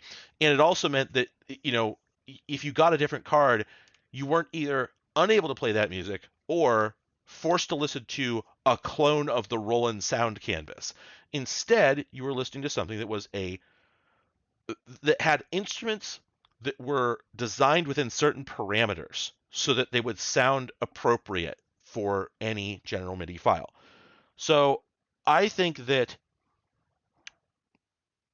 what the Amiga was doing was cheating, because nobody had that kind of computing power for good reason. Like, there was other stuff that you could have done instead of putting a wildly over capable sound card in there. And then like, I still don't fully recall. I think it was like DMAing samples from memory or something like that. It was nutty, the amount of effort they put into that thing. It's cool. I wish the PC had gotten that. I wish the Mac had gotten that. But MIDI, I wish the Atari ST had gotten that. But MIDI was an acknowledgement of the reality of computing at the time.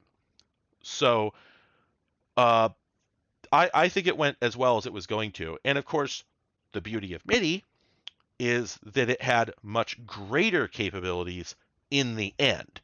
You know, I don't think that mod would have been a good format for the indefinite future of music. Only Amiga makes it necessary. Oh man, let's not talk about the SNES.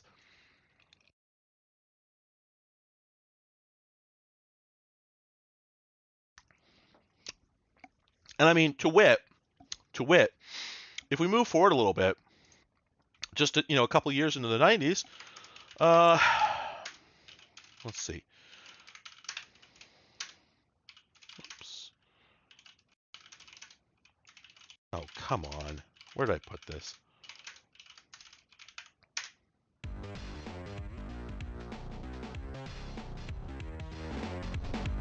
Mod did get its day.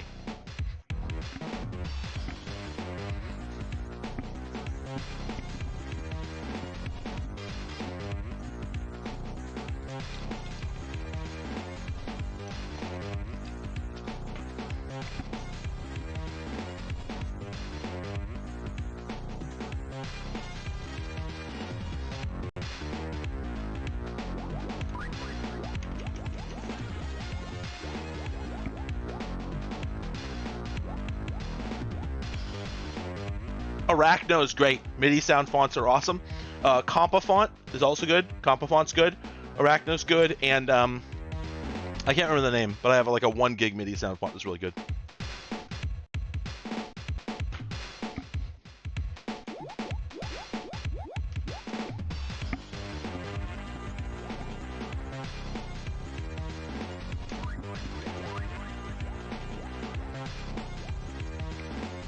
Oh, don't even talk about DEVO. We're not talking about DEVO. We're not talking about my son. Hang on.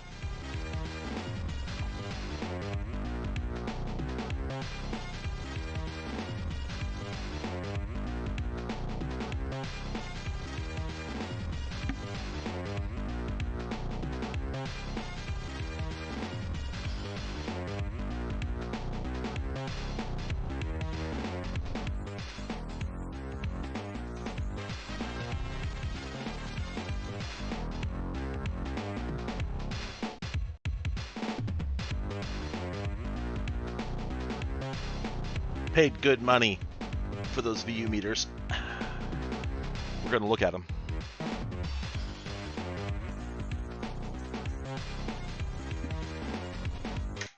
All right, let's see what levels I saved on. Let's hit this jam.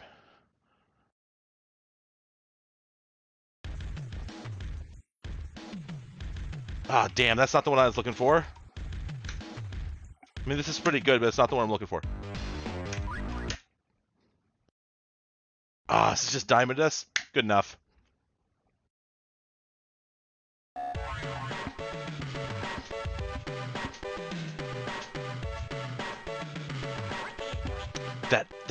The drum roll. Ah.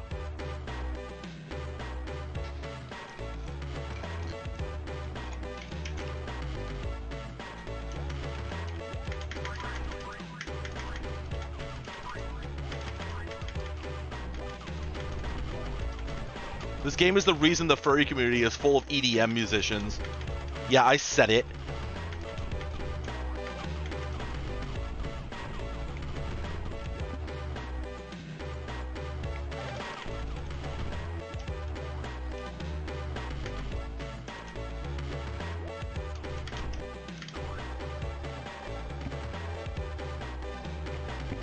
And this is the reason they all do drugs.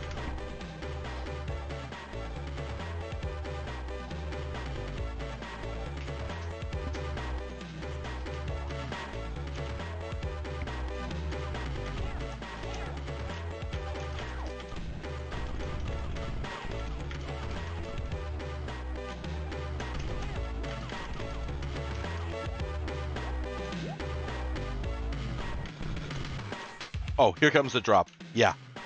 Here comes the breakdown. I'm not advancing yet.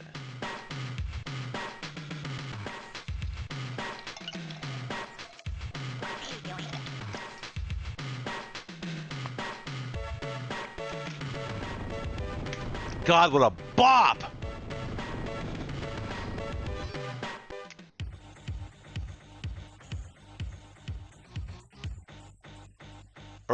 All right, let's hear that tube electric. Let's go! Let's go!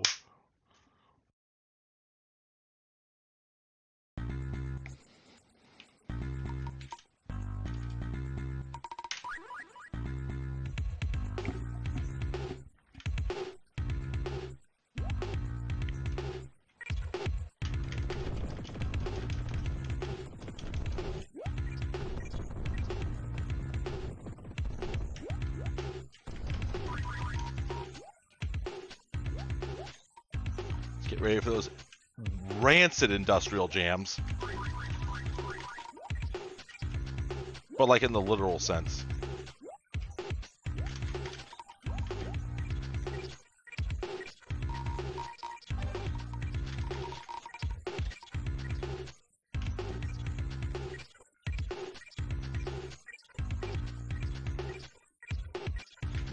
Here comes that breakdown.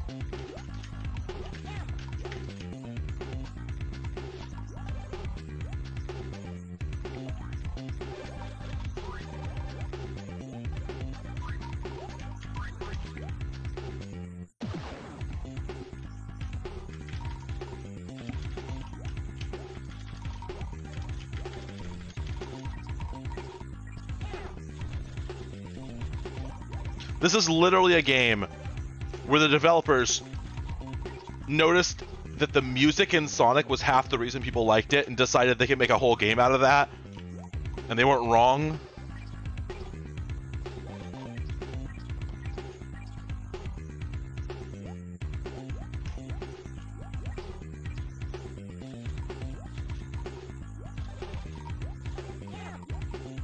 I mean, I feel like BitCrush Trent Reznor basically describes the entire aesthetic of 90s video game music. Ah, damn. By the way, when I was a kid, these solid blue rooms gave me a feeling, and I don't mean like it's not like a weird, horny thing. I mean like, this aesthetic sort of sensation has been stuck in my head for 30 years.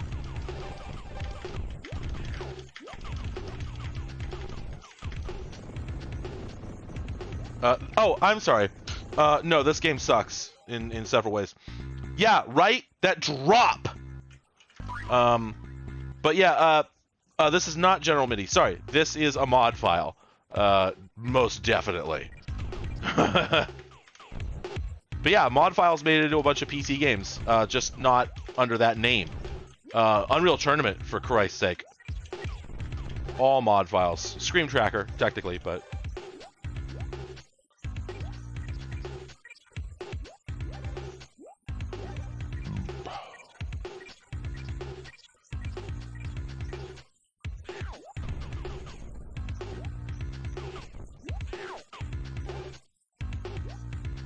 Well, Deus Ex was based on Unreal, so, I mean, all the Unreal-based games used mod music.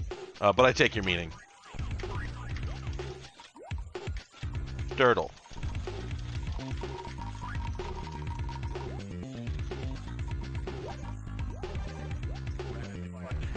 Oh, come on!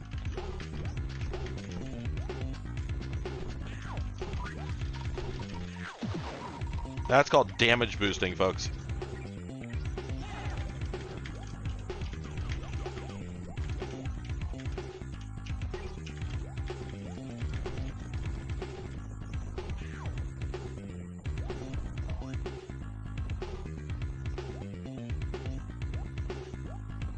By the way, I'm not going to it, but this also contains a Sonic special stage. Wait a minute. No, actually, that's a level script. Oh, no, that's right. It only engages when we reach the normal end of the level. That's right.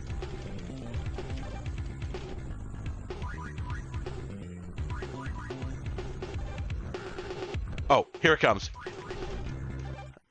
Oh, no, that's right. There's no breakdown after that. It's just like the restart. Still, I mean, it's still dope. All right, there we go. Here it comes. Here comes DEVO.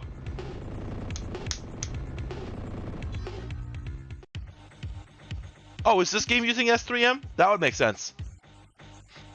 All right, here it comes. Oh wait, no, this is the bonus stage. Yeah, so this is just like Sonic special as hell. Good music though.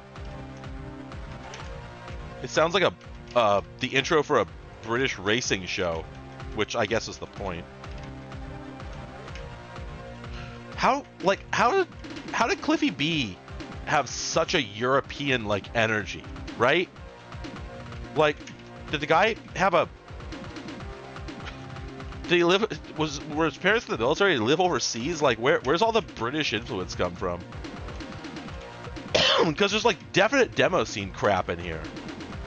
Like, no question.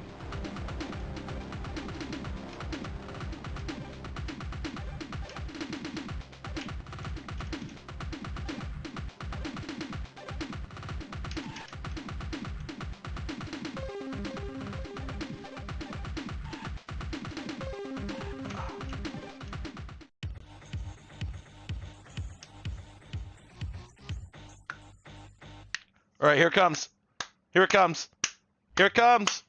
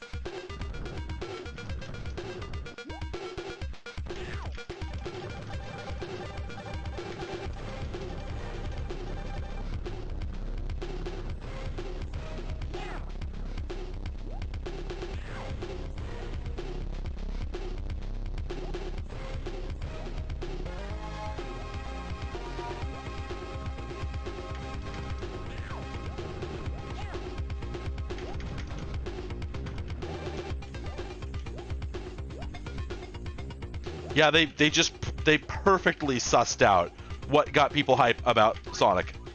And like whether they succeed in replicating it, that's a debate to be had, but it's clear that they fully understood that music was easily half the game's appeal. Because whatever you're doing in Sonic, if you're not pumped doing it, you've got nothing.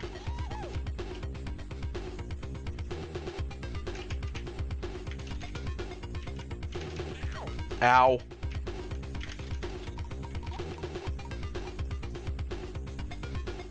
The problem is they didn't quite, I don't think they quite realized that momentum was essential to the success of Sonic. Although again, yes, perhaps they were worried that momentum would get them sued, which was fair given that Sega was roughly 25 billion times larger than Epic Mega Games at the time. But that's another thing, actually. Epic Mega Games is such a deeply European name. You know, it's like, sorry, Rare Coin It, Ultimate Play the Game, Epic Mega Games. I realize I just dunked on Rare twice, but I need you to look me in the eyes and tell me they don't deserve it. Ultimate Play the Game. What was wrong with those guys? What weren't they smoking? There's a absolutely beautiful. Oh hey Rajal. Rajal? Yeah, let's get that orchestral hit. Let's go.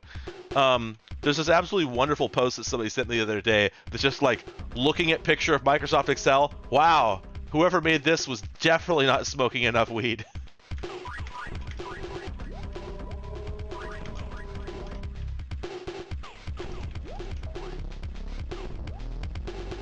But yeah, I have no explanation for most of the behavior of Rare sorry, what'd they change their name to later on? Well, anyway, I have no explanation for most of the behavior of the company would later be known as Rare, other than they simply did not have access to enough drugs. They really needed to get high. Good Lord Almighty.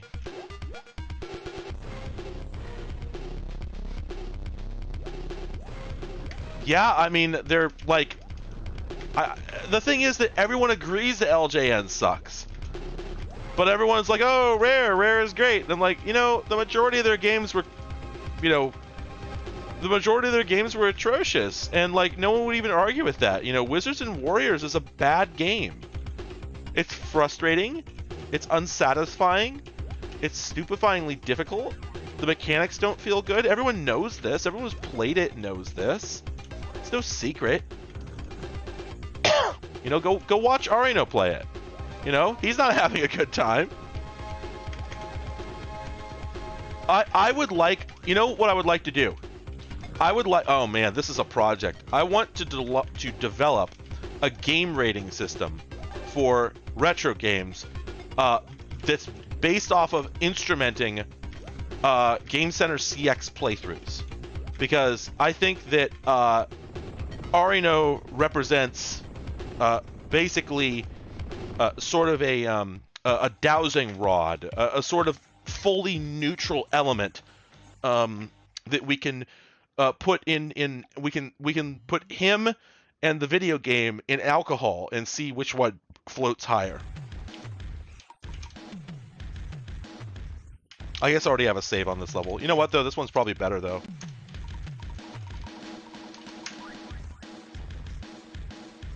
Yeah, didn't SNES Rare get a lot better?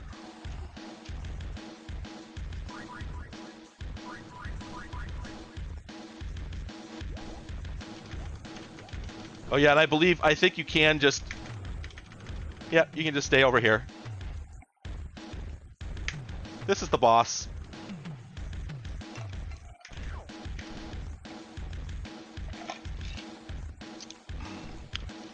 Yes, Arino is the perfect average man.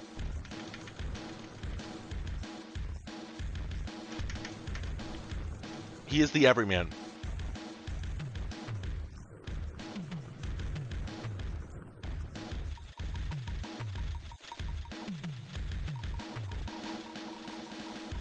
See, like, they got the idea from Super Mario World that the boss destroying the ground was a cool idea, but they didn't get the idea that, like, him actually having a pattern other than being the DVD screensaver was also cool.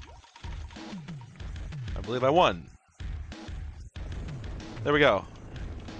Yeah, so that was my childhood experience with, there he is.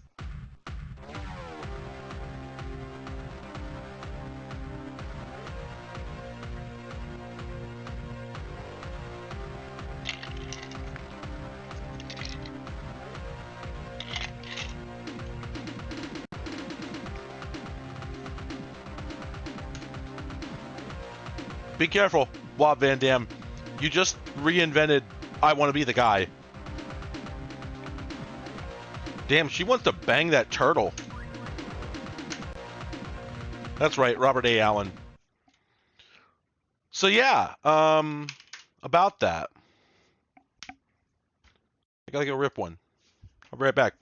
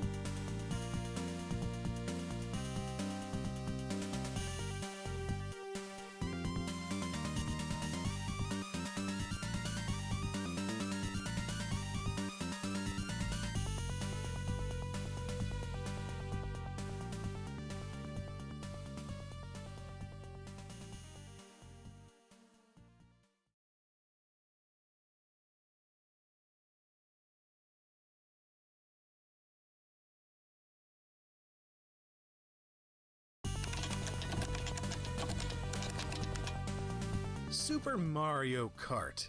Not only is it the third best-selling Super Nintendo game of all time, but it's almost entirely responsible for the kart racing video game genre.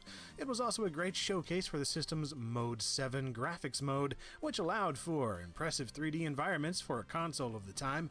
Of course, if you were a PC gamer like me and wanted a similar kart racer, then screw you, man. That is until 1994 with the release of Wacky Wheels, developed by Beavis Soft in the UK and published by Texas-based Apogee Software for PCs running MS-DOS. Initially, this was a shareware game you could register by mail order, but this is the upgraded retail release distributed by FormGen. It includes everything from the full version of the game, plus new tracks and other sweetness to make you feel superior to early adopters. And it also comes on these two beautiful 3.5-inch floppy disks from Apogee. These never fail to make my heart flutter. They also packed in an Apogee registration card, an ad for Computer Gaming World magazine, and this delightful full-color instruction manual. No matter how small a computer game was back then, it still wasn't out of the ordinary to get a nice box with some quality goods inside. I love this stuff. Wacky Wheels whips up a wild world of wonderfulness in the form of an Apogee logo, followed by a title screen showing our racers darting out of the zoo at breakneck speed. From the main menu, you can choose from 4 different modes: single player, 2-player, wacky duck shoot, and combat. Let's just dive into single player for now, which gives you 8 animals that have disturbingly learned to drive go-karts. Since the apocalypse is clearly upon us here, choose whichever creature engaging in motorsport bothers your soul the least. There are 3 classes or difficulties to choose from, as well as a time trial for competing against the clock, and a kid mode, which only has you pressing left and right and not bothering with braking or acceleration. Dude, Wacky Wheels was ahead of its time. That's identical to modern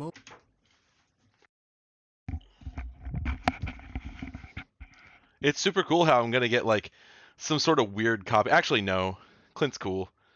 He'll if YouTube sends him a copyright strike, he's gonna okay it. We're buds. Yeah, I don't really get it. You know. Yeah, sorry, no, I had to get up from my computer and put you all on break so I could just the biggest. I had to go rile the windows. Anyway, that's funny. This was supposed to be like a 3-hour loop. I think I picked the wrong one. Oh, yeah. Whoops. That's very funny, honestly. Anyway.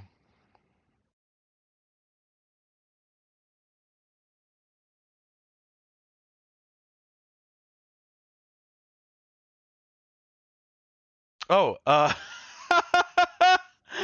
oh, glad to hear that, Vince. Yeah, to anybody, if anybody out there is in my Hundo Bucko tier, yeah, I haven't sent those out yet. It's been a month. I'm gonna be hitting 100,000 subscribers almost certainly midway through next week, most likely, and I've been making some preparations for that, I'll just say. And I've been a little occupied with that, and the last video was a lot of work, and so yeah, I have not sent out cat pictures, but I will.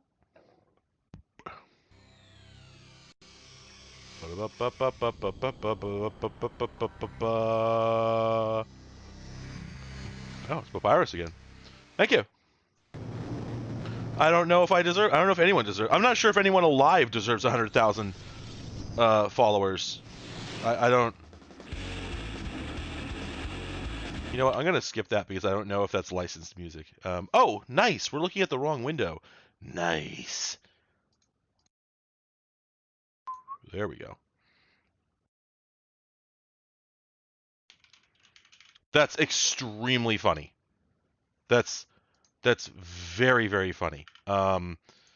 Hey, actually, okay, if you're at 100K followers, how long did it take for you to get the plaque? Because I've heard that it could take months and months. Like, there's now the thing is, if you go to Reddit and look up like our YouTube posts, what you'll get is these people, they're asking questions like, oh, I want my, I can't get my account to do this, or I've got this many followers and I can't do that. But you like look at how they're talking, you go look at their account, well, you're like, wow, this person's like, they suck. They're not producing anything. It's like somebody who's just producing sludge, nothing original. And it's really funny to like be in a position of somebody who is struggling I'm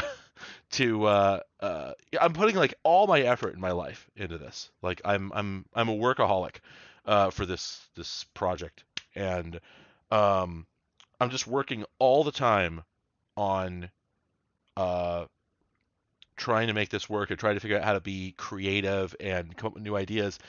And then there's these people that are, I don't know what they're doing, but they're not doing anything nearly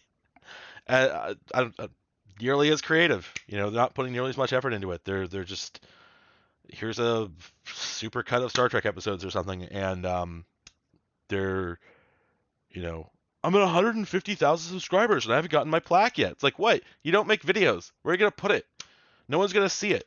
Really weird. But anyway, when I see posts like that, where there's people complaining about it, I always think to myself, like, there is a judgment call involved in sending those. Maybe the reason you haven't gotten one is because somebody at YouTube doesn't care about your particular channel because you're uploading sludge. And so you might get it eventually, maybe, but they're maybe sending them to the people that, actually put some effort into it first. I don't know. So, yeah, like, okay, I know it takes a while for them to contact you to say they will send it, and that there's actually an application form now to request it. But I'm saying, like, once they say we're sending it to you, I've heard it could take like 3 to 8 months. That it's just like ridiculous delay. And I've always just assumed that the reason for that is, I do not know. Is that antipodes, antipodes? I don't know how to pronounce that word. I have seen that word before and I have never looked it up. But I was also going to say I don't know who Mr. Beast is. But I recognize the name because a friend sent me a video the other day talking about how clickbait works. Right? You have to do clickbait if you're on YouTube. You don't have a choice. It's necessary, and it's arguably not even necessarily a bad thing within the context of blah blah blah blah blah. Wow, a week? Holy crap. Okay, so I guess it can. I guess it can be faster. Wow, interesting. Anyway, holy crap. Wow, I might have the plaque. Anyway, but somebody sent me a link to this video that was talking about how clickbait is both very difficult and also absolutely necessary. You don't have a choice. You have to do clickbait. If you don't do clickbait, you lose. You just don't get to have a channel. I don't remember the name of the channel. It was Veritados. I'd never heard of him before, but he's got like millions of followers, and I guess does videos about science subjects. But at any rate, he did this video where he was talking about, how to come up with a catchy, thumbnail and whatnot, and why it's so essential, and was touching on things like a typical thing for YouTubers is they will actually put out a video, and if it's not performing the way they want it to, they will change the thumbnail and title like multiple times, and then wait a day and see if the graph goes up. And it sounds like it's just, oh boy, it's rough to think about doing it. I have done it. I admit, like, it's so anathema to, I guess, I suppose, clickbait is unreasonably effective. Yes, that was the video. To some sort of idealist, academic sort of perspective, which I myself have, it feels so wrong to behave this way because I'm like, no, I made my thing and I gave it a title that meant something to me, and you either watch it or you don't. But then time goes on and you realize that there are side effects of getting people to watch it who would not, even though they would not respond to the original title you came up with. And you don't know, and this is the wild thing about it, you're throwing your work into a void, and you're hoping that number goes up, and you don't know who's watching your stuff, and you don't know why they're watching, you don't know how much they're watching. And this is the really messed up thing. You get to thinking eventually, and you're probably right if you do, that what's going on is you put a video out that gets 100,000 views. 8,000 of those were people who actually got what you were talking about. 300 of them cared enough to actually engage with it in some way, leave a comment, send it to somebody else, post it on another social media site, or just be impacted by it, right? Some fraction, a percent, 2% of the people who clicked on that video very likely actually got it, actually got what you were getting at. Just because statistically, that how often does any human say something that another human understands correctly, as they intended it, right? It's a tough thing to do, and I am not the best at it. So, better than some perhaps, but not the best. But you get in your head that those 100,000 people, the other 299,200 or whatever that clicked on the video, they got me the 800. Like that, the other 99,800. That other 99,000 people, they got those 800 to see me. And so it becomes this miserable race of numbers where you're like, okay, in the Veritasium video, he was talking about, it was actually kind of comical because he's talking about this and he's just casually saying stuff like one of his earlier videos, I think, was him throwing a basketball off a dam with backspin, and you get to see that what an incredible effect it has, and that changing the name of that caused him to go from, I don't think he said how many viewers, to 14 million views.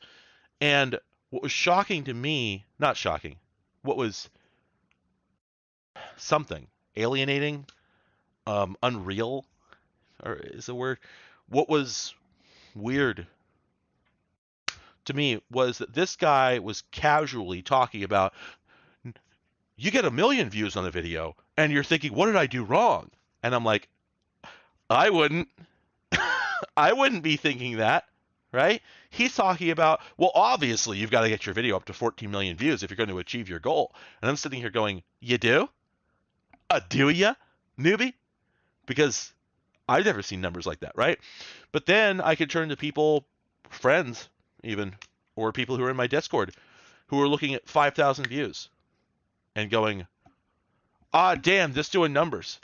And what is it like for them to hear me talk about, oh, that video didn't do so well? I mean, it was really just like a really, I don't know what went wrong with it, just catastrophic. Only 50,000 views, in 3 weeks. And they're sitting there going, 50,000 views, what would I do for that? More than I do for a Klondike bar. So it's these weird tiers, whereas you move up, you just get people that it's inevitable that you're going to walk in, you're going to look at your dashboard one day and go, oh man, 2.5 million views. All that effort wasted. The hell, right? The thing is that the data is upsetting in a how to put it. It's much like the original, the initial conclusion made by that fellow and others, because Linus Sebastian has talked about the same thing. He's like, there's a video you should look up, just look up Linus Tech Tips thumbnails, where he's talking about, I don't want to make the faces. Do you think I want my kids to see me making these stupid faces on the internet all day? This is embarrassing, but it gets my people paid. And yeah, the shift, like the drift, where your convictions slip, not for the stuff that really matters. I'd like to think, this really isn't. This is what Veritasium was talking about. He's saying, is it clickbait if the title is honest? It just happens to highlight the spiciest possible way of looking at what the video is about. Well, we can argue all day, or we can look at the fact that you could either do it that way, or you can not get your video looked at, because most of you would not be here if I had not made clickbait thumbnails. You wouldn't know who I was. You know, you got here because I made a video that got a total dumbass to click on it.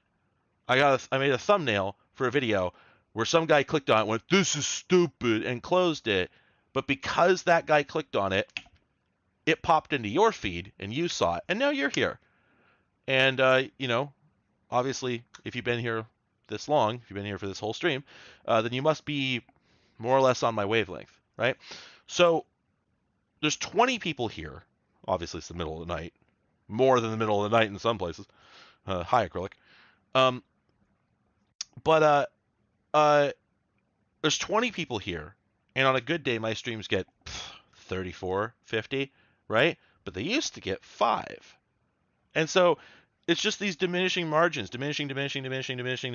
But if I get 500,000 views on a stupid video about a Ryobi soldering iron where every single person in the comments is the dumbest person I've ever met,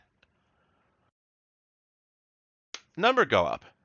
And I can have a pleasant time because there's enough people here talking to make this an interesting conversation instead of 3 people I know hanging out and not saying anything. They're in some other tabs. They're in some dark tabs. And so, like, we say it's bad, but I'm like, how else would I get this? What do you recommend? What do you think I should do? If I'd like to have 30 or 40 or 50 people in my stream anytime that I light it up, what do you think I should do? Any suggestions? I don't have any. I don't know how else I could do this.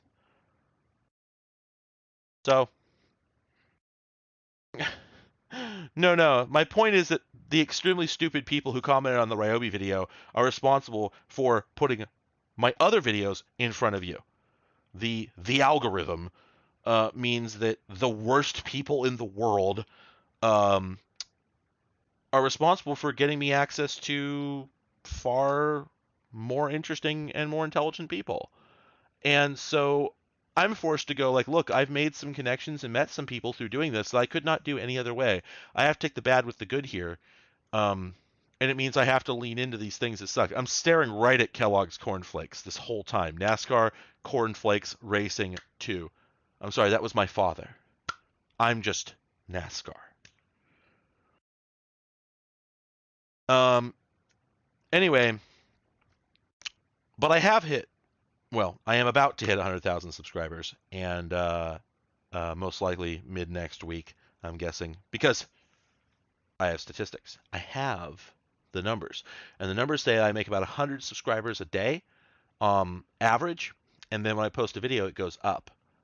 And it's so revolting that you can apply mathematics to human behavior like that, as if we're not all individuals, etc., right? I know that on Wednesday, when I post another video, by the way, video coming on Wednesday. Anybody who's not a patron, it's gonna be fun. It's a fun video. It's like nothing I've ever done before. Nothing spectacular, no fireworks, but it's like nothing I've ever done before. When I post that number's going to go up. And by the end of next week, I am completely 100% positive I will have 100,000 subscribers.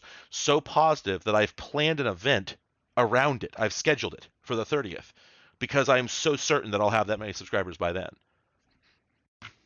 It's just, it's messed up. And at the same time, I am going to have an event ready by the 30th because I do know that I'm going to have 100,000 subscribers by then. You'll have a good time. It's going to be a fun event.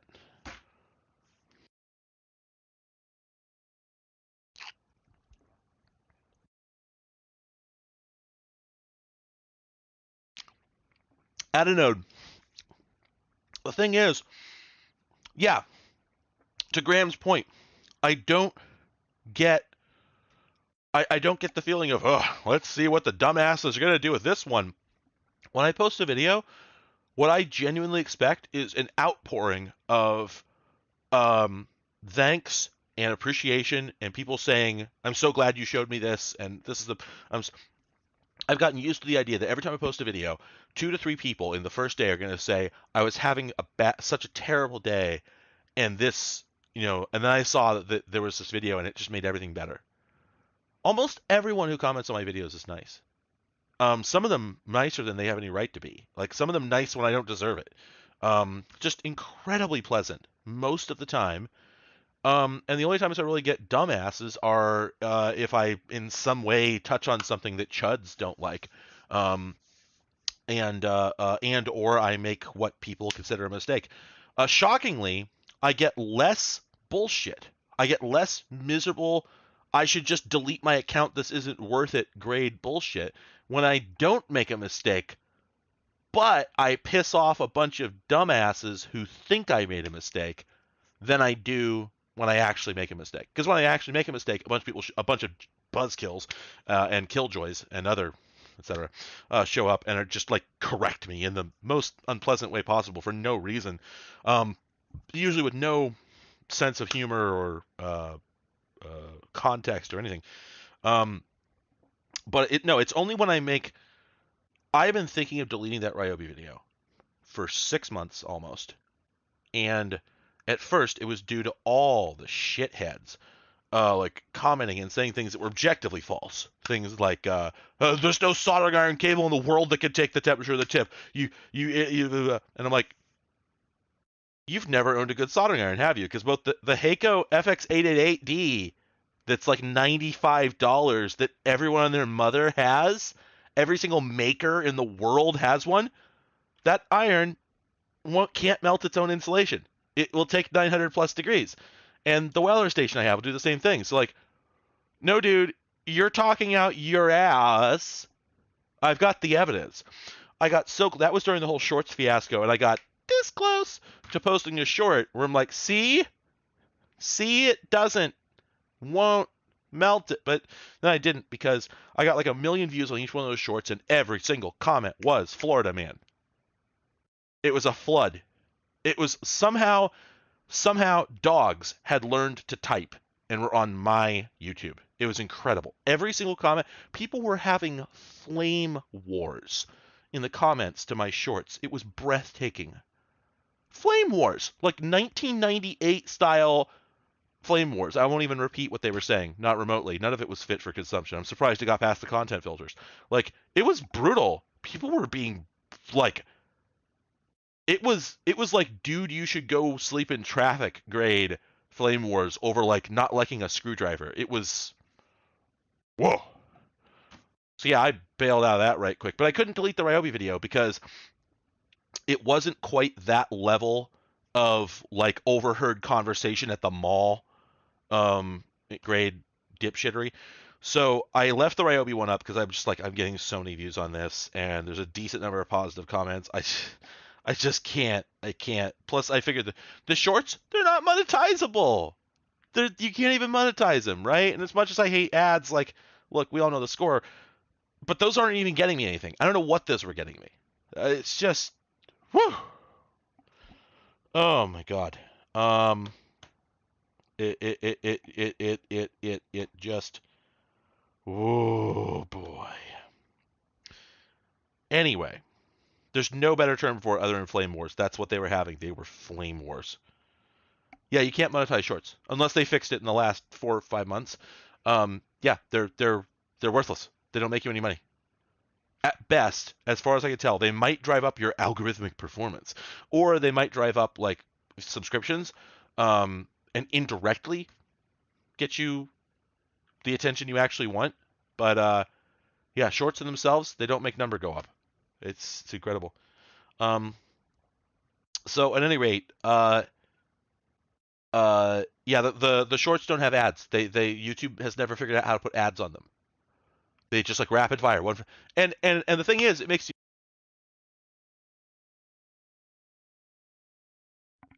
you ask the question, or at least me, how does TikTok make money? Do they have ads? My girlfriend used TikTok for a little bit, just flipping through it until it got so toxic socially that like neither one of us wanted anything to do with it. But just looking at it, I don't remember there ever being any ads, so I don't know how that works. But at any rate, I am going to scroll up a little bit here because, well, does it? Okay, TikTok has ads. Okay, that makes more sense. Anyway, somebody asked how I feel about becoming a YouTuber, and like a proper celebrity, and like having people get mad at me and whatnot.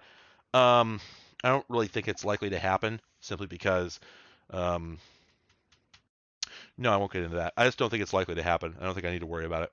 I'll just put it that way. And you know what? And you know what? Do you know what my prospects looked like before this? Putting one foot in front of the other. That's all. You know? It's like what I was looking at was getting up in the morning and going to work. That's it. Like, not really anything else for the rest of my life. And, you know, I've had some unpleasant experiences so far, and I've had some really stressful ones, and I've had to do some, you know, difficult things, and I won't get into it all, but already I've had some real stressful times because of this project. And all the same, like, look, I have a I have an office/warehouse downtown Seattle that is being paid for by a bunch of people just wanting to give me money. I'm going to look back in 10 years, and whether I have a YouTube career or not, whether everyone hates me or not, the fact of the matter is, I did something at all. Something instead of nothing. I don't know whether I'm going to run out of ideas for videos, or whether I'm going to screw up in some way that, you know, makes people not want to watch my stuff anymore, or if I just, you know, which I, you know, I'm not worried about like having a heated gamer moment or something, but you know, I don't know, maybe something happens, I just can't take it anymore, and I just have like a snap, and I just post like, all you people are dumbasses, and you know, none of you deserve my input, and blah blah blah. Like, you know, everyone has their breaking point. Maybe something happens, I just call everyone, I just have an Anchorman moment, right? I just Ron Burgundy my career into a pile of rubble, just by generically telling all my audience to go to hell. You know, that's the only thing that I'm really concerned about happening. And if that were to happen, I would still be able to look back and say, wow, that's really something. I don't know anybody else who's done anything like this, you know, and I don't know if I ever will. And I never thought I would do anything like this. I thought I was just going to sit and read books and look at Wikipedia and watch television shows until I died. Was it the shamble toward what is it? Wait patiently for death. There we go. That was essentially what I was doing as I shambled slowly towards the tomb. And the fact that I get to do anything other than that, you know, the fact that I get to have a creative career where I get to look at a bunch of people and say, what would you like to see me do? And they say, we don't care. We're going to give you a blank check, more or less. And whatever you do with it, we'll probably like. How many people get that opportunity? No matter what the scale is, right? 100,000 subscribers is nothing. We all know that. You know, the people who are like really making a living off of this, and really like the proper celebrities, are an order of magnitude higher. Now, at my current rate, that could take 2 years or 5 years, or could never happen. Simply because there are certain lines I'm not willing to cross. There's certain forms of, you know, promotion I'm not willing to do, etc. And I don't think that's ever going to change. I don't think I'm ever going to be at the scale of a lot of well-known people. But, man, this sure is a wild thing. It just kind of came out of nowhere. And it's Tech Connection's fault. Like, this is all Alec's fault. Alec? I think that's his name. He boosted one of my videos, and it got me like a 20,000 subscriber increase. And from there, it just hasn't stopped. And someday, I'm gonna meet that guy in public, and we're gonna have a fist fight over what he did to me. Because I was nobody until he boosted that video. You can actually see you can actually look at my subscriber chart and see the day when he boosted it. To repay it, how am I going to repay it? He doesn't need anything I can offer. I have thought about, like, man, someday, you know, someday I'm gonna encounter some smaller YouTuber and just go like, yep, they get the wave. But the thing is, he had like 1.4 million viewers or something when he did that, right? If I do that now, it just doesn't have the same effect. You know, it's gonna be a boost of like 100 viewers, if that, 100 subscribers, something like that. It's just, yeah, it might be big for them, but it's not a game changer, right? But the fact, I've checked, and like Alec has not done what he did for me for almost anyone else.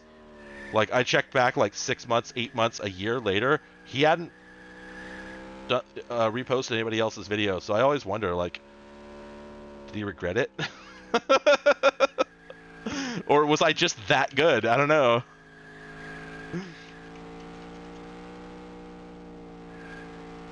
Oh yeah, it was the NES NES as a TV transmitter video, which, you know, I guess I think maybe I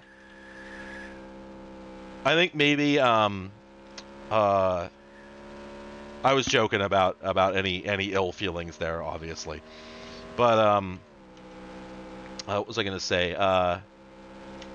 The one thing I can think is that, like, trying to make a video that ambitious with the capabilities and resources I had at the time was kind of absurd.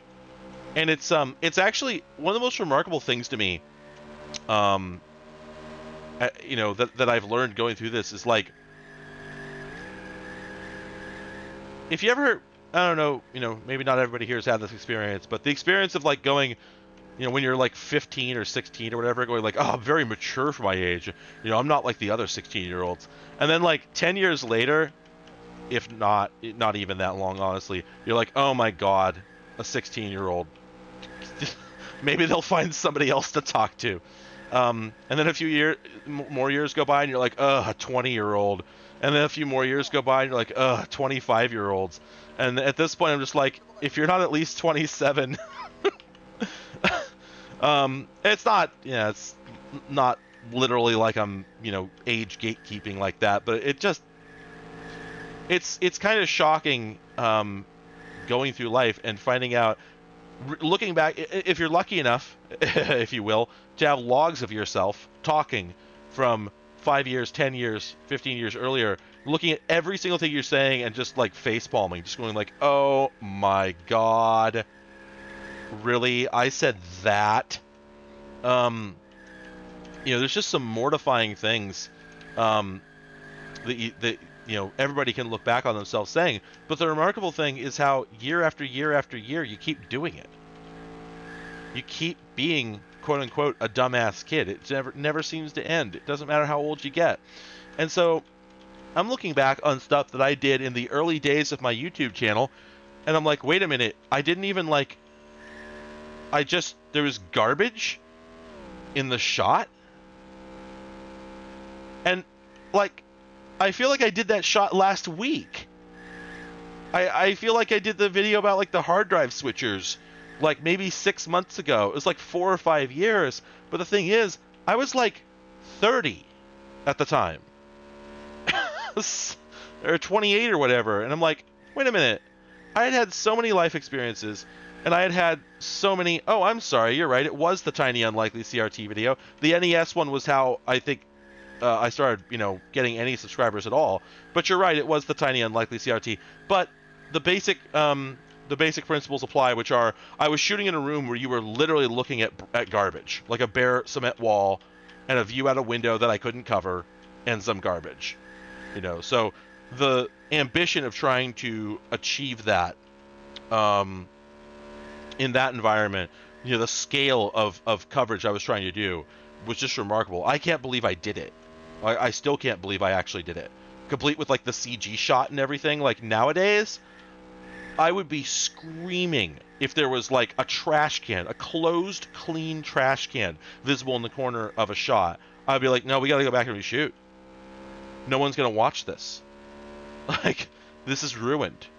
Because your standards change, right? And so I'm going back and I'm looking at,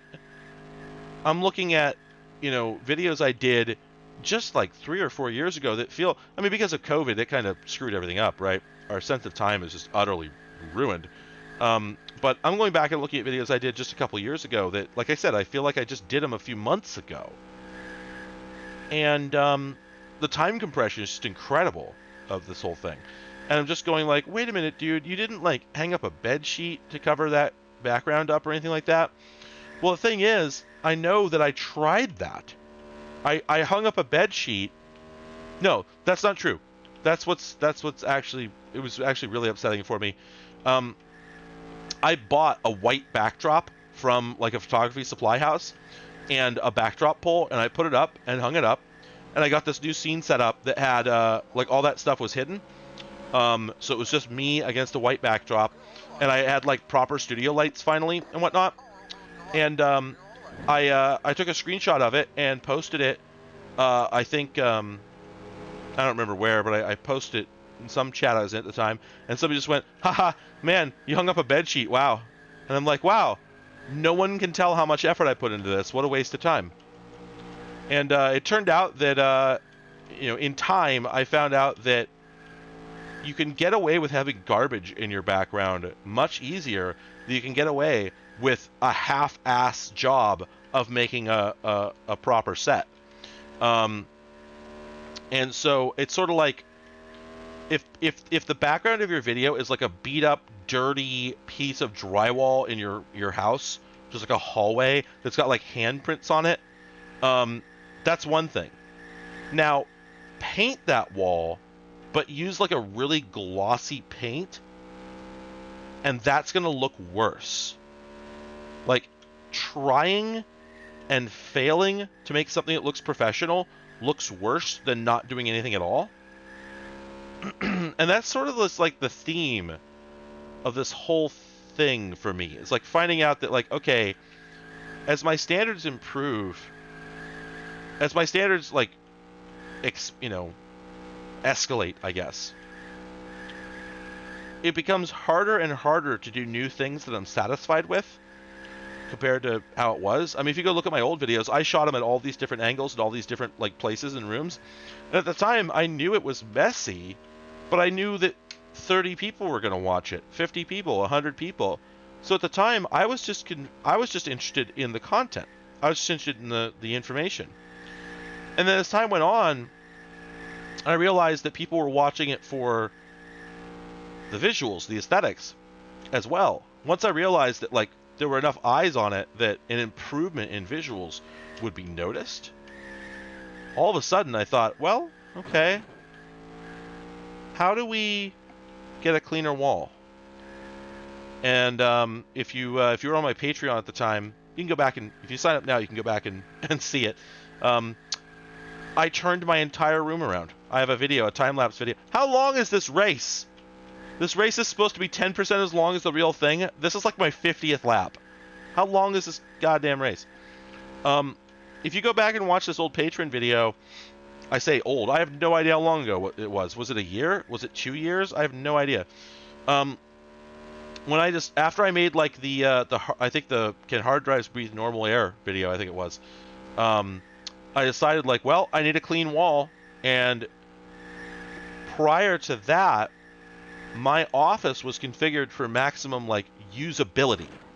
It was maximally practical, and I didn't have a studio space. What I'd done was I built a messy workbench looks authentic. I built what I called the presentation desk, which was a hunk of IKEA oak countertop on top of some 2x4s that were literally soaked in reptile shit because they used to be part of a big, like, terrarium I'd built for a monitor lizard I used to have. So I had these literally shitty 2x4s, and I, like, banged together this cart and put wheels on it, and then stuck this hunk of oak countertop on top. And oh, I'm in practice mode. That's what's going on. Oh my god, I've been driving forever on purpose. Well, it's too late now. Let's turn off some visual features and drive in the void. Anyway, God, yeah, It's funny how that's the only clip of any of my videos that's been like stolen or memed or anything. It's just that clip. Yes, I actually had a lizard. I had a monitor lizard. She was about this big. She was like the size of a small alligator. She was very strong. I gave her to a zoo. That's a genuine fact. I literally gave her to a zoo, and they put her on display. Uh, anyway, I built this little cart that was like it was a little chunk. It was just a tiny chunk of an actual studio set, you know. And no, I saw the Sierra car. Um, and that was all I had, right? Because I couldn't control my background at all. I couldn't hang up a bed sheet, you know, because I knew it would look worse. So I just sort of moved the actual garbage out of shot, rolled this thing up, and then zoomed in the camera until you couldn't see the context, right? And after doing that for a bit and realizing like people were watching, people were caring, people actually gave a shit about what I was doing, I decided, okay, it's time to fix that problem because I knew if I stepped up my visual quality a little bit, it would have a result. And so I decided to cancel about a third to a half of the usability of this room. I got rid of an entire workbench and I rotated the entire room 90 degrees, moved everything 90 degrees around, and uh, built the set over there. That's where the set was before. And she was a black throat monitor. And that was a huge improvement. Except, of course, you know, there's the problem that these horrible IKEA shelves are sitting on a slight incline, so they're always trying to fall over. So they were super unstable. And this wall here is not very even, and I still had to use the presentation desk because I didn't have any room in here to get the table where I wanted it, and I couldn't sit. There's no way to sit because I didn't have a sitting presentation desk. I'd have to build another one, and I just wasn't up for it. So I made all these like very weird, cramped videos. They were fairly successful, but they were weird and cramped. But still, going back and looking at them, just like, oh my god, you know, there's garbage over in the corner. How did I produce this? And now, yeah, everything is. Now I have what I always wanted. You know, I was always a perfectionist. And it's weird. And this is what I was driving at. I was always a perfectionist. I've never not been a perfectionist. Um, and yet, for some reason, for several years, which in retrospect even, I feel like I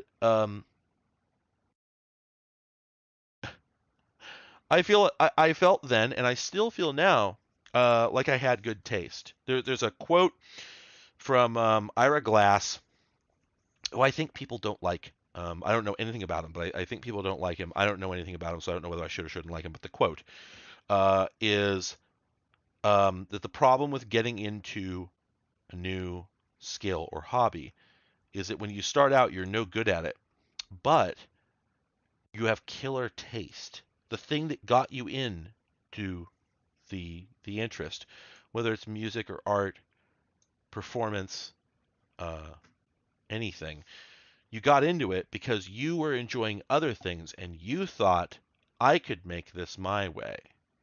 You saw other people making stuff and you thought, no, no, you should do it like this. No, okay, I'll do it, right? So you start out and what you're producing is horrible because of course it is. When you start out playing piano, da da da da da da, and you're sitting there and you're going, this musician should be fired. This musician should be shot. What you're doing to music is infuriating. No one should make those noises. That's wrong. It's immoral. When you hear a musician play music poorly, you judge them. Well, then you try and do it, and it is, of course, very hard, so you judge yourself. But, you know, that's a harsh way to put it. It's really just you enjoy it when other people are doing it well. When you do it poorly, you find no joy in it. There is no satisfaction in playing. There's no satisfaction in playing simple scales to somebody who can hear entire compositions in their head. And that's taste, I think. Taste has a lot to do with what you see in your head independently, involuntarily. So You listen to a song, you're hearing more than the song. And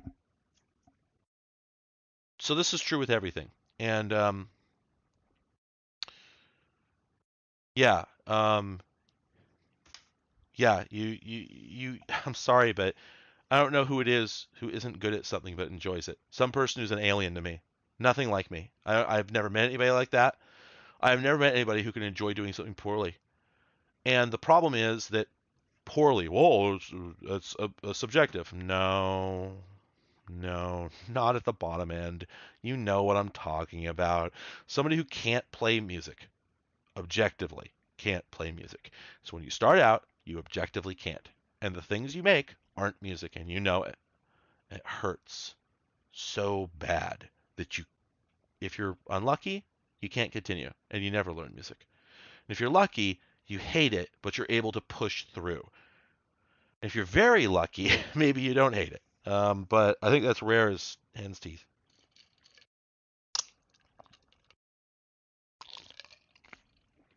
So, what's weird, I started making videos because I had killer taste. I think I do. Or I had taste, certainly, but I wouldn't watch the videos I made back then. I can't. Now this is interesting. There's something that happens when you work on a project that requires a lot of editing. You get sick of yourself, right? With the videos, I would edit a video so many times that I would hardly be able to bring myself to watch it before I actually uploaded it to make sure it was any good. I think at least once I had to delete a video once I released it, once I realized I'd made some boneheaded error, because I just couldn't get myself to watch it all the way through. Now, I watch every video all the way through several times before I show it to anyone. And then once I show it to someone, I usually watch it again. And then on release day, without fail, almost without fail anyway, my standard practice is to go out and get coffee at the place a few miles south of here. That's my favorite coffee place, but it takes a little bit to get to. And on my way down, I put it on in the car and I listen to the video. It's my own goddamn video. I made it. It's my voice. But despite having heard it hundreds of times, by the time I'm done editing, I've heard I've heard myself say, but this drive, but this drive, but this drive is, but this drive is, but this drive, but this drive, but this, running the jog wheel back and forth. This, okay, let's try cutting it there and there. But this drive is over and over and over and over and over and over and over. And then I'm still able to get myself to watch, not just get myself, but I want to watch the finished product. And then weeks later or months later, I'll watch it again for fun. I like my videos. They're videos I would watch again if they were on someone else's channel. And that's I keep thinking about where would I like to be, and my answer every time is like, where is there to go? At that point, like, what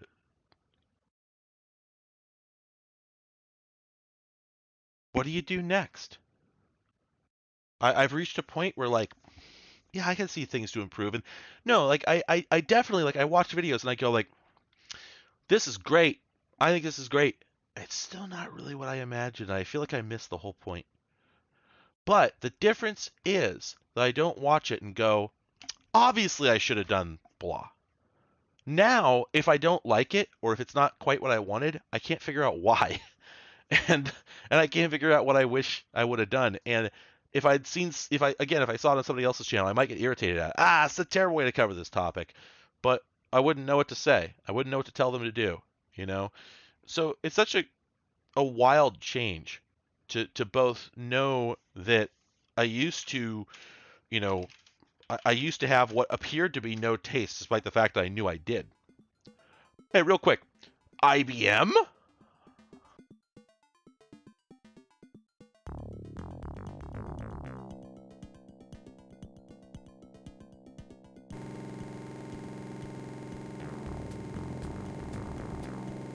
Oh, hey, you know what? The audio's trashed. It shouldn't sound like that. Wow, yeah, the audio's totally hosed. What the hell?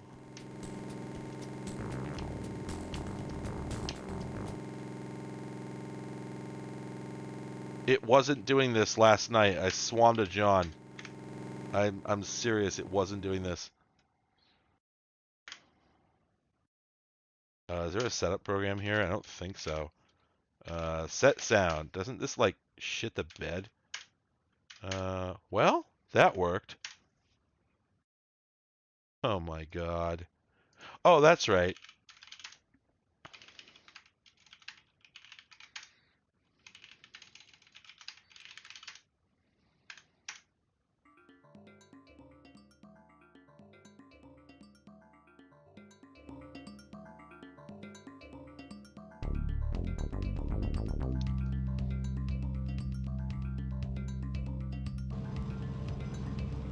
That's better.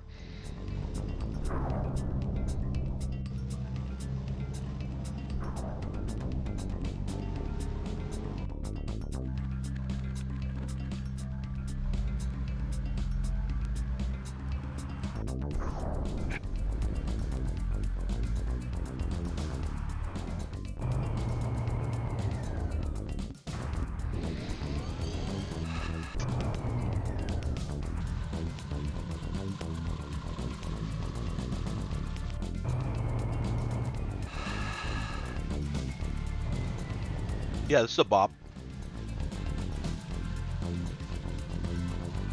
Oh wow, GTE did those? Huh.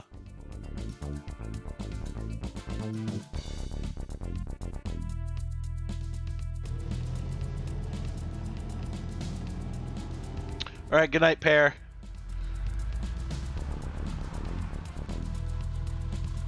Got that 90s Vaseline CG.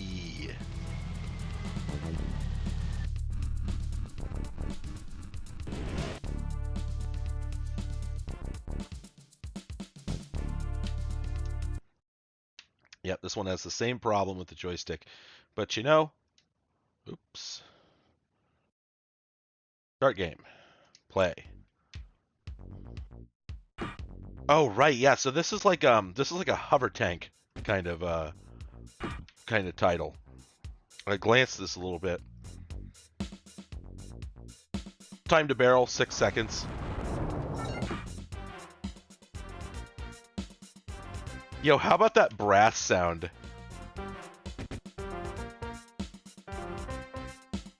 God, maybe I'd be better off just turning off the joystick.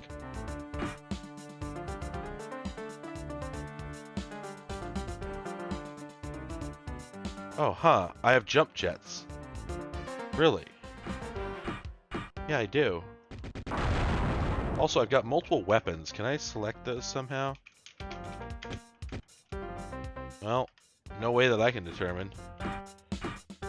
There's a radar down there. Let's, I love how completely, like, inappropriate this music feels. Huh, the radar says I should be, like, right in between some bastards.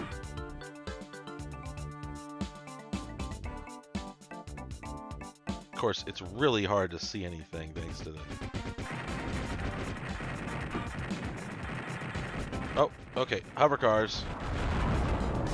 Oh, I think did I win? Todd thinks so. Why is this so jaunty?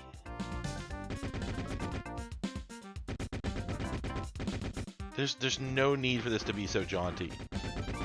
Like, this is a vehicular combat game. Okay, we got some sort of wrench. If you can make out what's going on, congratulations. I'm playing it and I can't.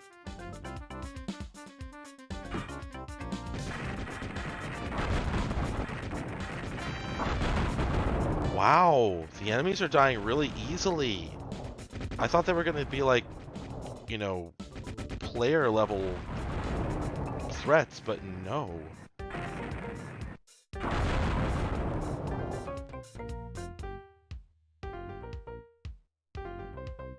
You know, this game's not good.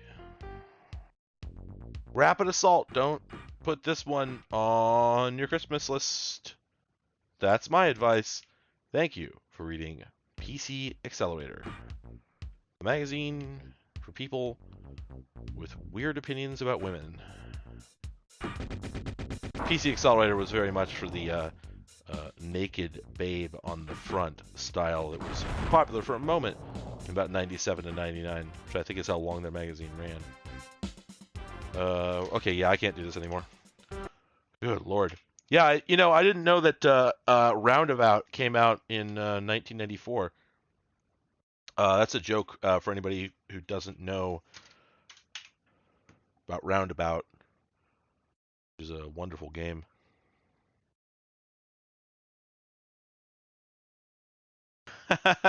Thank you.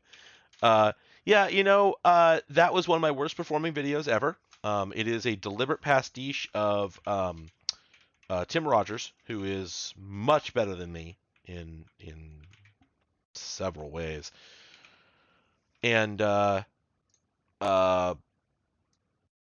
it just like it was very much out of character, but at the same time, I just was shocked at how poorly it did. I was really astonished at how poorly it did. I thought that I thought with that video, I know this is like way off the beaten path for me. This is like not my thing at all. But I figured that because it was video game content, that people would be inclined to. Oh, that's really unpleasant noise. Let me turn that down. Anyway, I thought that like because it was video game content, that I would get like decent viewership on it just by virtue of video games, and that's not really as sort of cynical as it sounds, because wow, this game sucks. There we go. This is a car-based rail shooter, which is like not a thing you really see all that much. I don't know how many of these even existed other than this. But anyway, yeah, I thought that video was going to, if not pop off, that it would at least benefit considerably from being on a channel that was already doing relatively well, and then decided to, well, because the NES video, right? I always figured the reason that it, popped off despite me not previously being remotely well known, way beyond any reason, is because it was pretty much the first video I'd ever done that was about video games.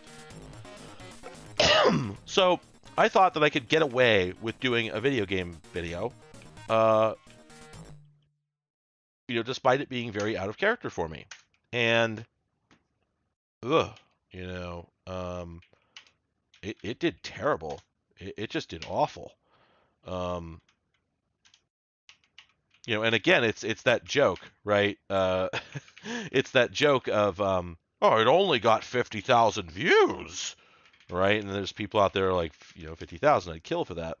But again, at a larger scale, right? If you're looking at this from the higher, oh, I see. If you're looking at this from a higher perspective, you're looking at it going like, well, yeah, 50,000 views, and because those views are not as good as other stuff that I've done, that is ultimately having a negative impact on the performance of my channel in general, which isn't good for anyone. It means that my videos don't end up in front of people who would like to see them. It hurts the other videos that I'm doing. So it's a net negative. So it yeah, I guess something, I don't remember when I said it or how I said it, or I feel like I can't remember it as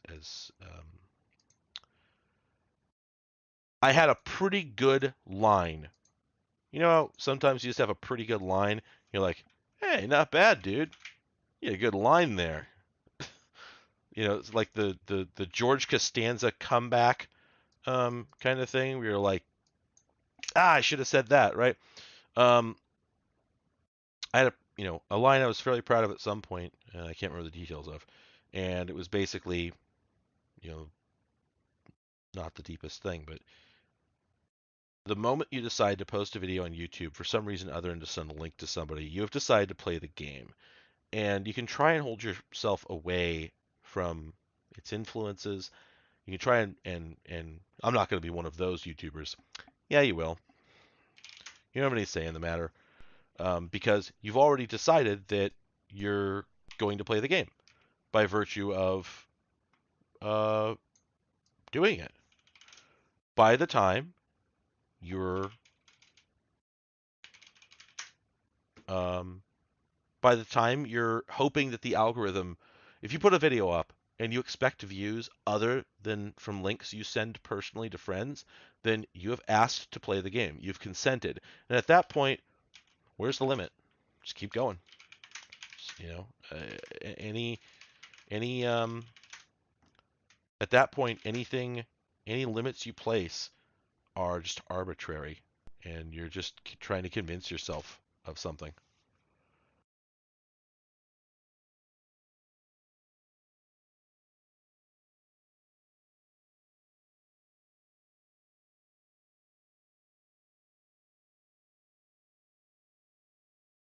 Whoa. Oh, that's why this game didn't work, because for some reason the disc didn't mount. Why was that?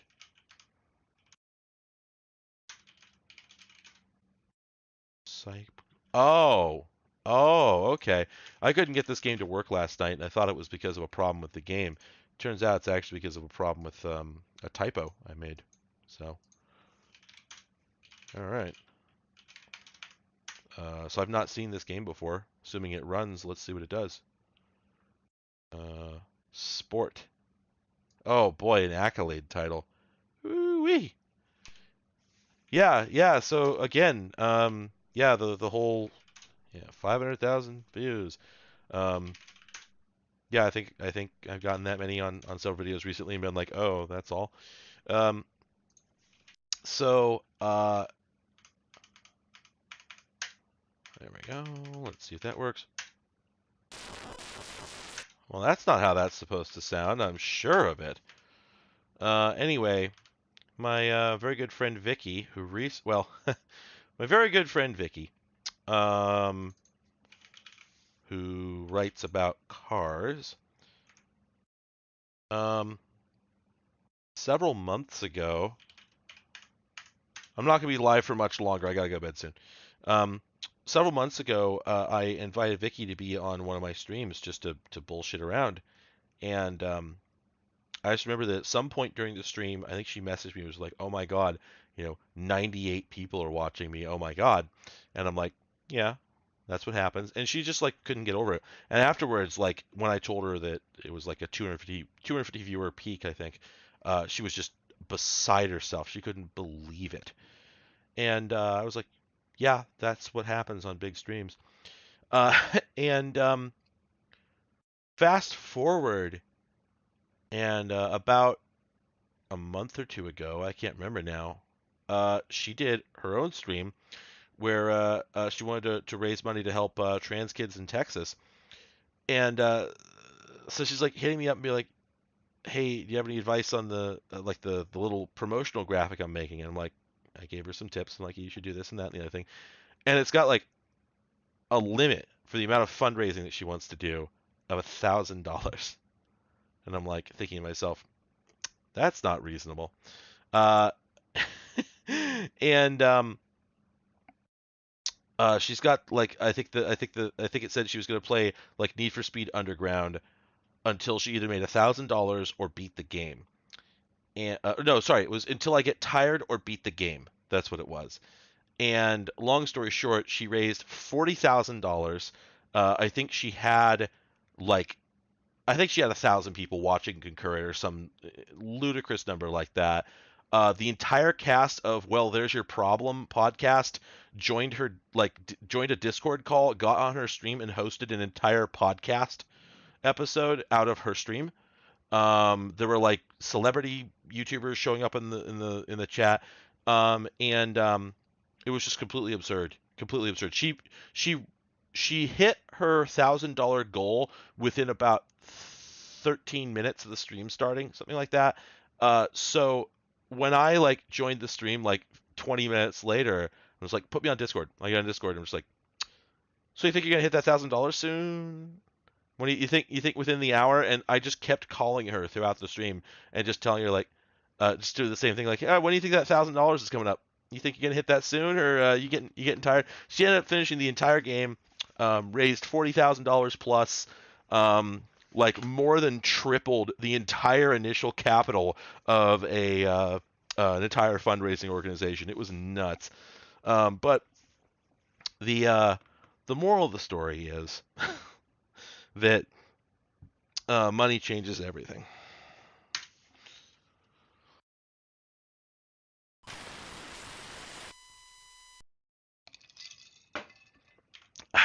Congratulations, the game is still not working. I don't get it. I'm gonna be honest. I do not understand what changed. This used to work. I don't understand what changed. Okay. Nope. Like, yeah, I just... Oh! That's working.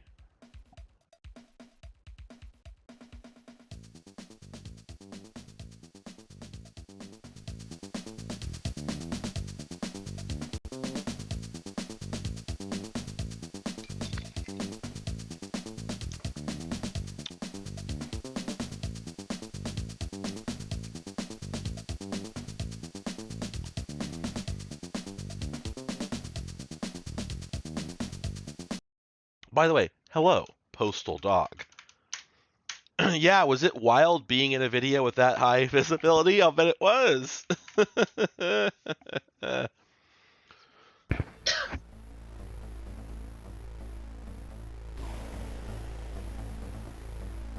Get ready for Sport Accolade.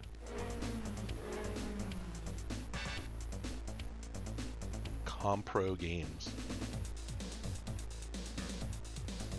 Yep, this is British. You could tell from the music.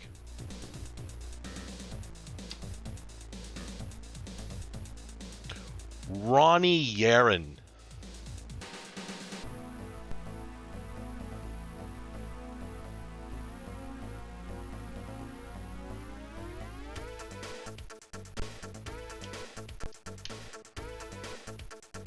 Thank you for calibrating. Have a nice ride. Well, I better take a picture of that.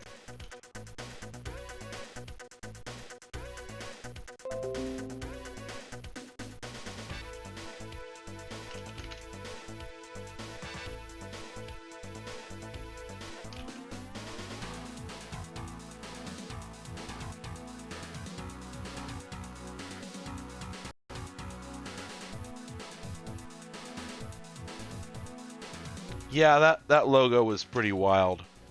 Ooh, compact disc. Oh, this is a Road Rash clone. Oh man, digitized background.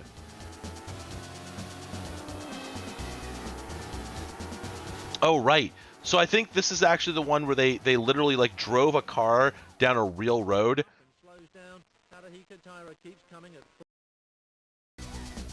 Wasn't even a complete video clip. Huh. Anyway, I believe they drove a car down a real road, and then it's just a slot car, sort of racer, or no, sorry, what's the term? Gosh, I can't remember what the term is for those racers that use like a band of printed paper as the track. Okay, so about the stretching, I was going to talk about that. That's so they recorded this video out the front of a moving car, and I think the problem is that you wouldn't be able to the frustrum, right? You wouldn't be able to see behind the camera, and so.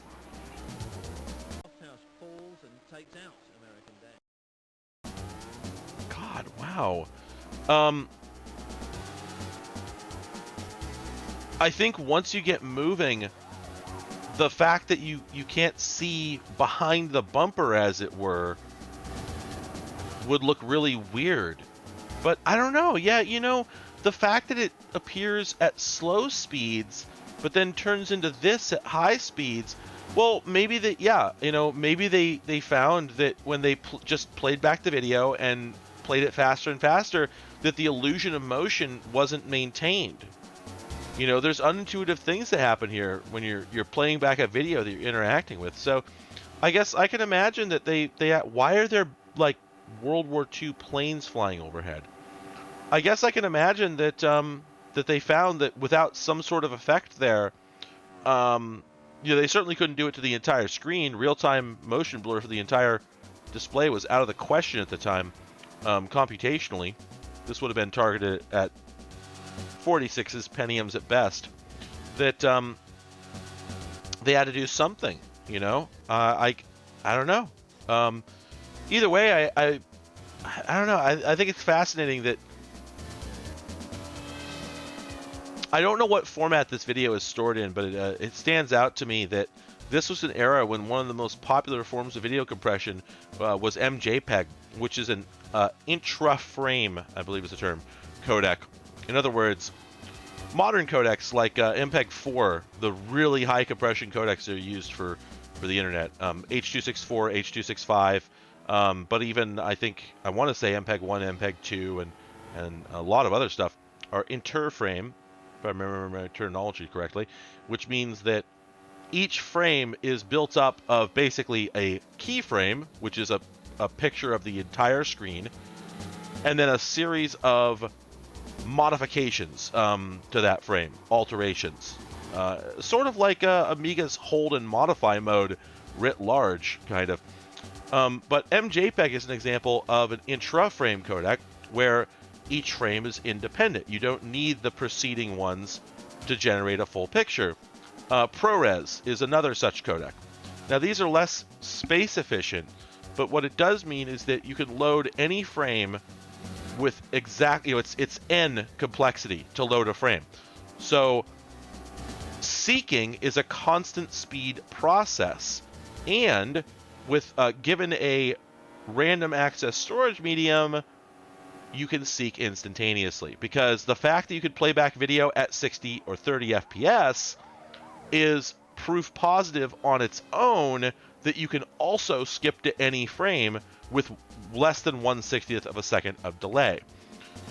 Because the act of playing several frames in a row is the exact same thing as playing one frame from anywhere in the video. Whereas with H.264, you have momentum. Once you start playing, it is easier to keep playing.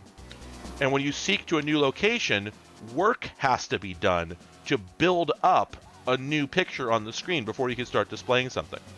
Now this makes ProRes wonderful for editing, which is why it's so popular. I think DNxHR and some other shit has the same quality. But back in the day, a lot of digital video devices output MJPEG, and it was also intra-frame because it was literally a series of JPEGs in a container. MJPEG was not terribly inefficient, and it was also wonderful to edit. It's very easy to edit computationally because every single frame is just a JPEG. If you can load a JPEG in 1/60th of a second, then you're ready to play 60 FPS MJPEG video.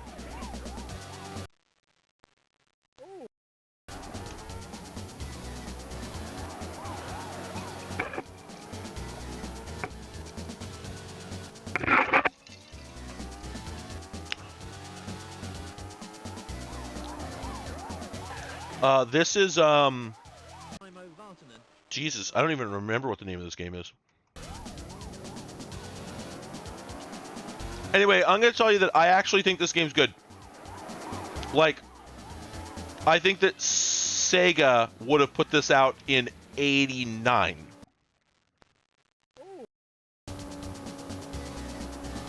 Like, there's some issues with it, but I honestly think that the, like, I've been playing this, and I'm not really noticing the fact that I'm playing on, you know, a video file. It doesn't really feel that way after you get up to speed. It feels pretty smooth, pretty natural. And it does look good. So, You know, it's funny. I think that it wouldn't work nearly as well with greater color depth and a higher frame rate. You know, I think the fact that it's being bit crushed to 256 colors and is only at like, what is this, 15 FPS maybe, 12? I don't know.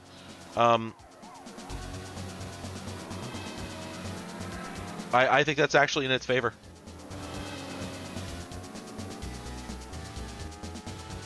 Yeah, this honestly feels pretty good.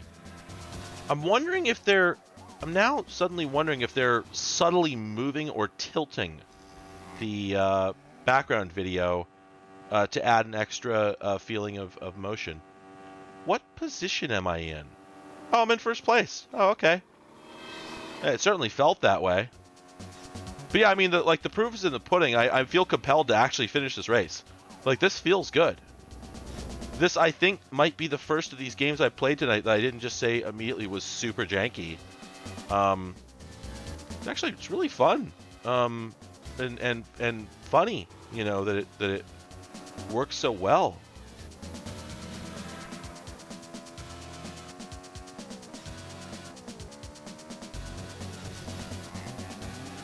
You know, I don't know if it would be more frustrating on a harder difficulty. You know, I just picked whatever the defaults were. You know, so some of this, like the, you know, maybe the cops are a bigger problem. I don't know what the planes are about. I don't know if they do anything. Maybe it'd be easier to like spin out on my bike or run into things. Maybe there'd be heavier traffic, et cetera, et cetera. But certainly, with the default settings, this game seems fairly cromulent. And the fact that it's possible to get knocked out of first and then get back into it is one of the most frustrating things about racing games. It's like, okay, you look down, you're in 6th place. I don't understand people who play racing games. I don't understand any of you. Like, you look down, you're in 6th place. Okay, you press Alt F4. Leave. Why would you continue? I don't get it. You know, it's... okay, it was really cute of them to put the race over on the... Yeah. Yeah.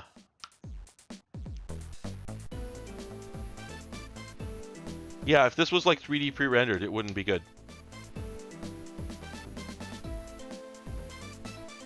Yeah, so that was track Easy Street. So that was a quick race. Do we... Oh, does that just drop me into... Oh, whoops. Can we go to one race, select track. Oh, here comes that CG. Whoa!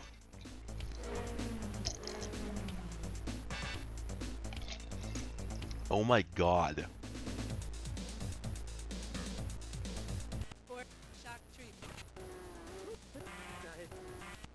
There are some problems with the emulation.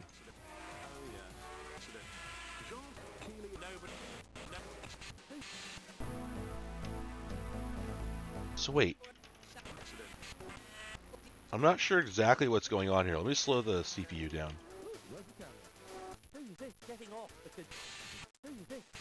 Okay, alright. So this is how I select a track. Each of these is a clip. What on earth? Okay, here we go. So these are the road tracks.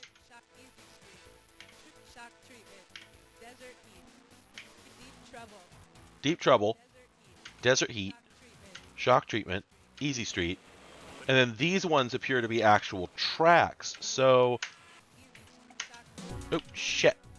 Ah, come on. One race, select track. Okay, I want to select an actual racetrack.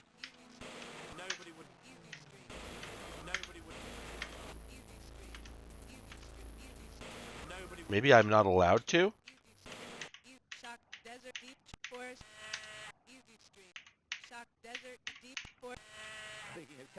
Yeah, this menu is absolutely just completely... Wow. Oh, yeah, okay, so I was playing... See, I was playing on very, very, very easy, so let's shore that up some. Bike setup.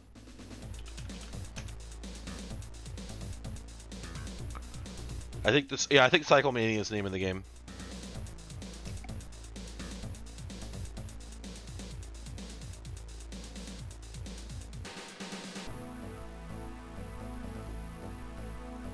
Hell yeah.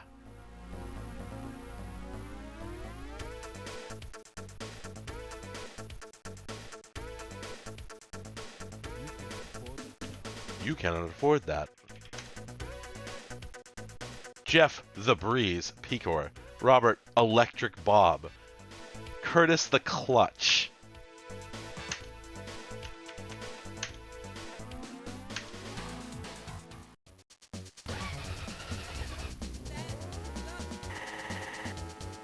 Yeah, this does sort of have some Flash game energies. So we're back here again, huh?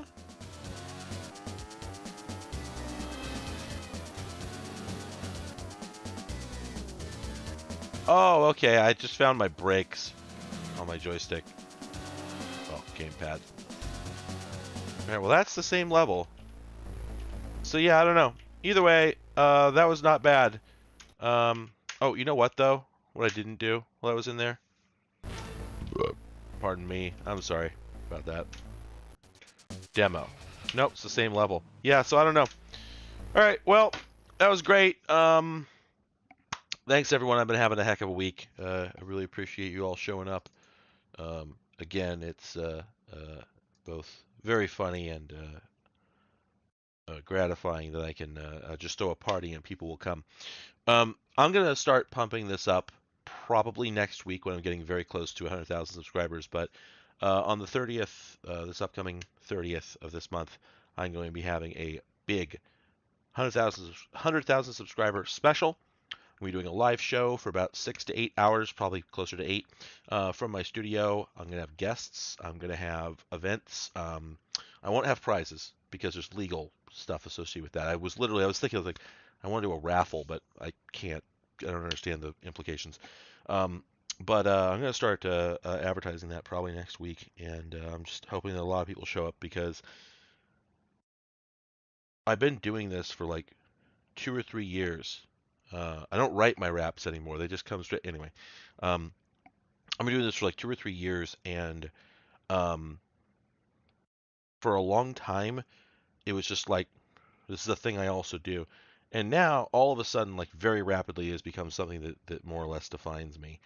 And it is a big deal.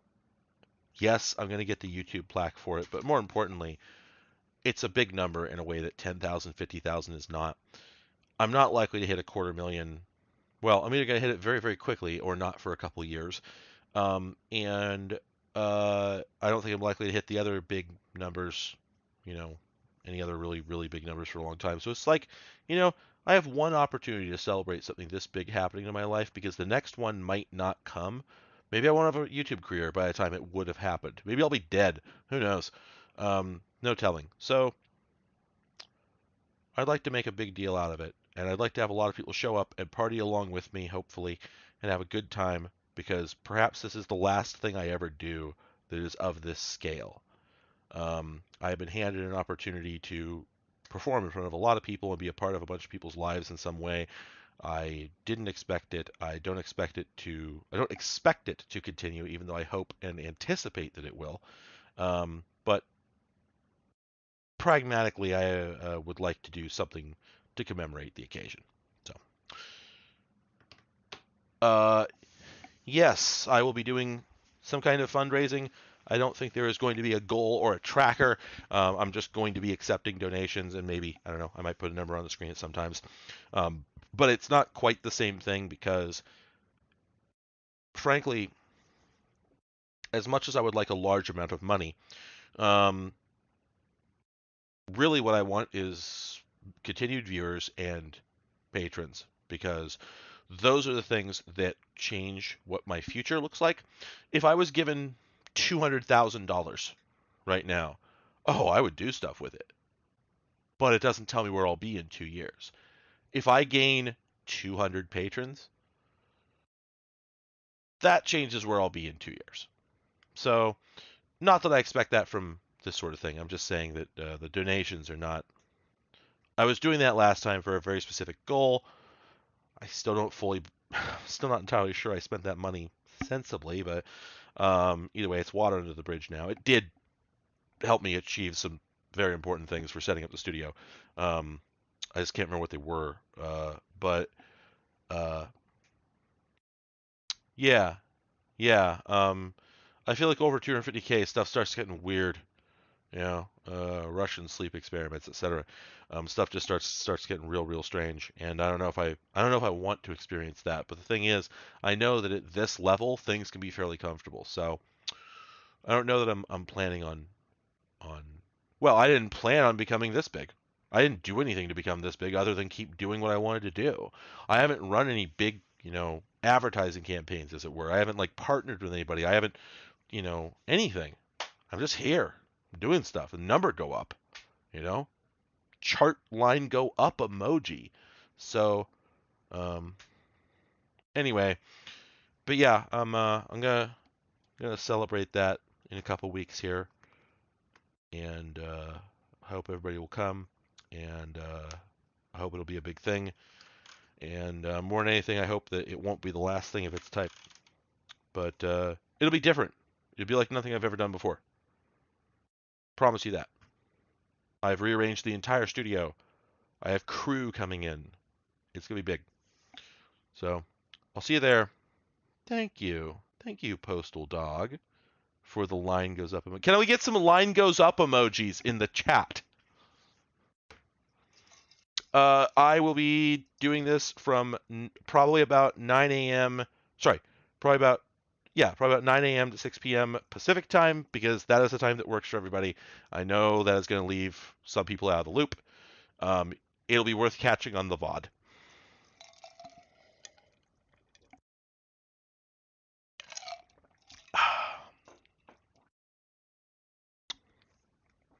All right, outstanding.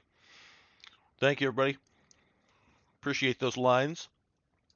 That is what constitutes a prayer in the modern era of technology. Let's go.